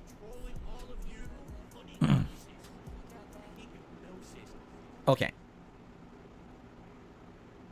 Alright, guys, I think it's time to end the show. I would like to say thank you to those who chilled with me, those who did support the stream so far today. And again, I apologize for negativity. I told you guys at the beginning of the show that I'm already in a bad mood because of things going on in real life that I'm not going to speak of here. And I'm sorry if there's negativity. You know, obviously I would have preferred not to have it, but you know, idiotic people coming into the chat and trying to ruin the stream for everybody. You know, stupid, right? Very fucking stupid. So, It is what it is. All right, guys, let's end the show, shall we? And let us begin with Elden Ring. Okay, thank you all. And again, I do have 2 quick updates for everyone before we end the show. All right, update number 1. A new intro for the podcast is in the works and should be ready by the time that these false copyright strikes clear up. It sucks that Have you fucking paid for it to make sure you won't fucking have it come back to haunt you again? we have to wait for them to clear up, but they're in process of clearing up. We probably got to wait another week and a half. But once they clear up, we should be good. Okay, so...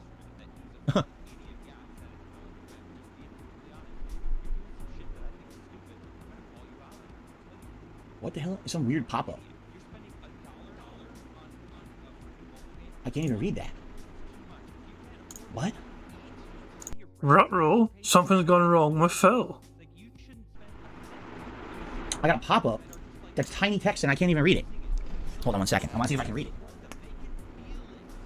What do we think is happening then? What do we think, Dumb close-up. This doesn't apply to me. Then why YouTube, whoa, almost fell. YouTube had a weird live update, policy update, something to do with paused channel memberships. I have no idea what that even means. Oh. His channel member... Wait, hold on. So he's got a pop-up on his stream all of a sudden about paused channel memberships? That... And he says it has nothing to do with me. Are you sure about that, Phil? Are you sure about that? I guess there's some kind of an issue with paused channel memberships at this point. I have no idea. I was just refreshing my page here, and it says, policy update. We're updating our YouTube policies on the partner program reapplication policy and extending paused mode for channel memberships. I don't even know what that means. Okay. Has nothing to do with me, though. Like, all it says is learn more and dismiss, and it looks like there's a... Have you tried clicking on learn more to learn more? It might be a great fucking idea. I'm just saying. It looks like they just updated their community guidelines. Update to our eating disorder policy? Change to pinned comment. I guess they changed a lot. Starting June 5th, we're extending our policy on reapplication to the YouTube Partner Program from 30 days to 90 days. Has nothing to do with me. Yeah, I don't know. I'll leave this open and read it later. It's just weird that they did a pop-up for it. Because I rarely see that happen on YouTube. Usually if there's a pop-up, it's something like, we really need your feedback or something's going on. It's weird. Anyway, confusing. Yeah, I don't know. People are saying Nikocado. Isn't that avocado guy? Hold on. You want to try and say that name again without sounding a little bit, like you wanted to say something else there? Confusing. Yeah, I don't know. People are saying Nikocado. Isn't that avocado guy? I don't know anything about him. All right. Anyway, 2 updates. Number 1, there is a new intro being worked on, and it should hopefully be done by the time that the false copyright strikes clear up. I really just fucking want to tick this because I feel like he really wanted to say it. I don't think we're gonna get a full house anyway. We're almost fucking finished. I really want to just tick that. But fuck it, I'm leaving it ticked. I'm leaving it ticked in. But I don't think we're gonna get a full house anyway. I don't think it's gonna matter too much, But goddamn. That being said, on the show, hey, he says Twitter is making me think that this pre-stream is worth watching. Am I right or pass? There's certain portions of this podcast that are incredibly toxic. I would wait until Aqua Teal or Hate Army have clipped something for you to enjoy at your leisure later on. The whole goddamn podcast? God no. But there's been certain portions of this podcast today where Phil has been unbelievably toxic, and there's certain levels of toxicity aimed towards Rich, which I've never seen from Phil before. So we'll have a new intro for the Level 1 podcast soon. And then number 2, what was the other thing? Now I forgot the other thing. All right, I think we need to end the show. Oh, that's the other thing. I know I don't have any music or anything on the podcast right now. That's on purpose. Obviously, I don't want to start using things on the show until we get all those issues cleared up. So please bear with me. And I swear to you, I will have more stuff on the podcast again once it's available. All right? So we'll see. But thank you all for a great show. Let's end the show. Sadly, I have no outro music. But happy spring, everyone. And I will see you soon. Okay. Sucks with no music. There's no point to have that on the screen. It's just like lame. It went from being interesting and funny to lame with no music, right? No, Phil. It was always lame. It was never fucking good. It was never interesting. It has always been shite. All right, let's get set up. I have to use the bathroom quickly. It's going to be a quick one, though.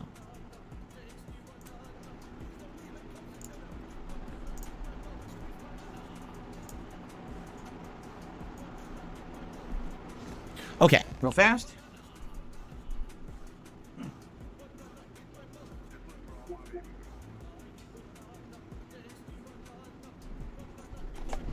Okay. All right, all I'm going to do is mute the mic, and I'm going to run use the restroom, and I'll be right back, and then we're going to start with Elden Ring. Sound good? All right, I'll be right back, everybody. And so he's going to fuck off, which means we're going to fast forward until he gets back. Well, that was actually fast. That was actually pretty fast for him.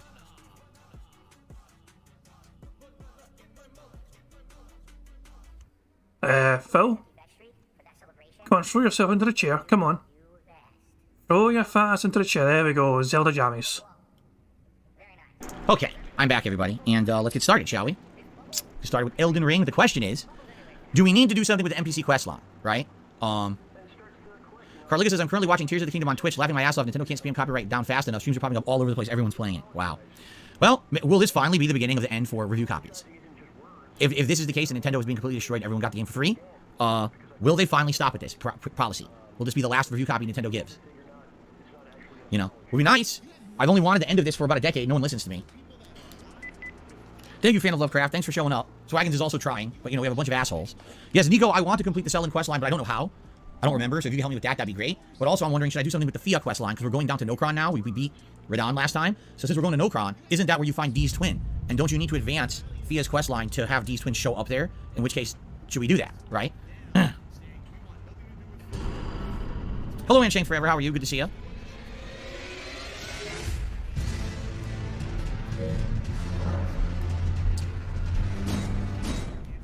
Okay.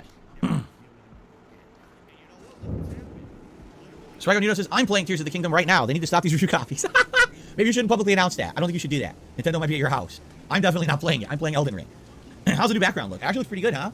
This new background I think looks better than last month. I actually like this now. You get more of the color behind my head. See that? There's definitely more of the color. And yeah, this stands out. I actually really like the background for this month. Alright, you guys ready to start? Can I say hello to Juan? Hello, Juan. How you doing, Juan? Okay, here we go. Alrighty, everyone. And this son of a bitch is now recording for YouTube, which means that is going to be the end of Bingo. We didn't get 100 likes from Phil in time either. He's on the 108 likes now, but that was not before the podcast finished for him, so sadly we can't count it. We did get 100 likes on this stream, which I'm very thankful for. So we got 1 free space, and but sadly, even with like fucking 5 free spaces, it wouldn't have been enough, sadly, because Phil did not fucking say no exaggeration. He didn't do a wire T-pose. He didn't give it a good old turbo nose. Didn't have a dumb close-up. I guess Phil was too fucking salty today to have a dumb close-up. Didn't say what I mean by that is, and he did not actually show off hand graphs either. We have the 1 free space that we earned earlier on. I guess I'll tick it on no exaggeration, just so it gives us a fucking wee double bingo. But really, I mean, at the end of the day, though, we're still 5 away from a full house, sadly. But we've also got tomorrow to fucking enjoy and hopefully get a full house for that day. Remember, guys, please add your name to the community post. I've got a link to it in the chat as well. The pinned message in the chat, as well as the description of the stream, has a link to that community post. Leave your name if you want your name added for potential full house bingo winners in the future. So, yeah.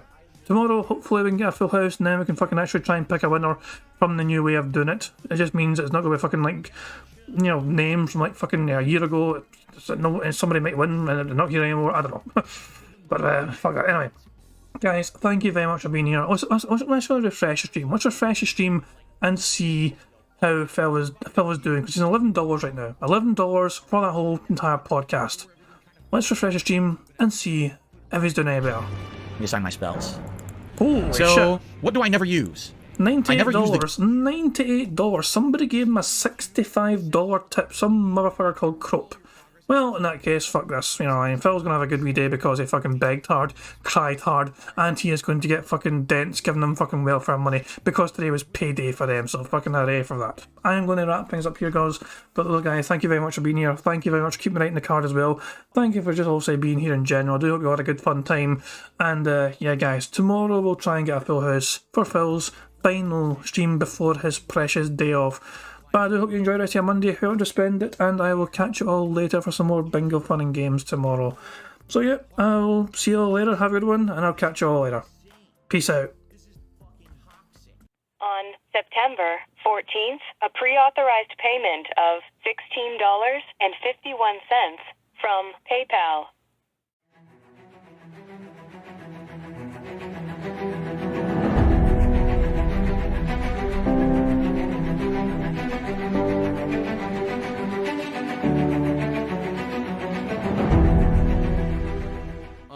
right, Luna Mills has tipped me $1.30.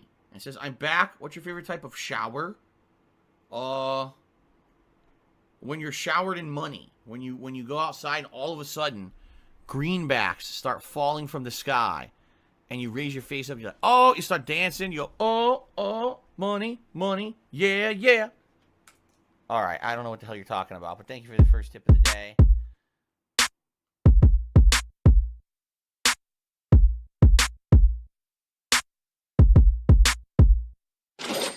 Money, money, yeah, yeah. Money, money, oh, money, money, yeah, yeah. Money, money, money, money, yeah, yeah. Money, money, oh, money, money, yeah, yeah. These contributions are mandatory. Money, money, yeah, yeah. Money, money, oh, money, money, yeah, yeah. Money, money, money, money, yeah, yeah. Money, money, oh, money, money, yeah, yeah. These contributions are mandatory.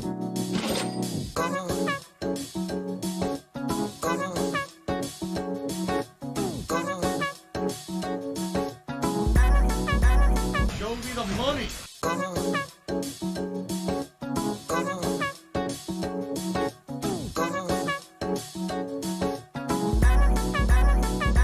Free. Money, money, yeah, yeah. Money, money, oh, money, money, yeah, yeah.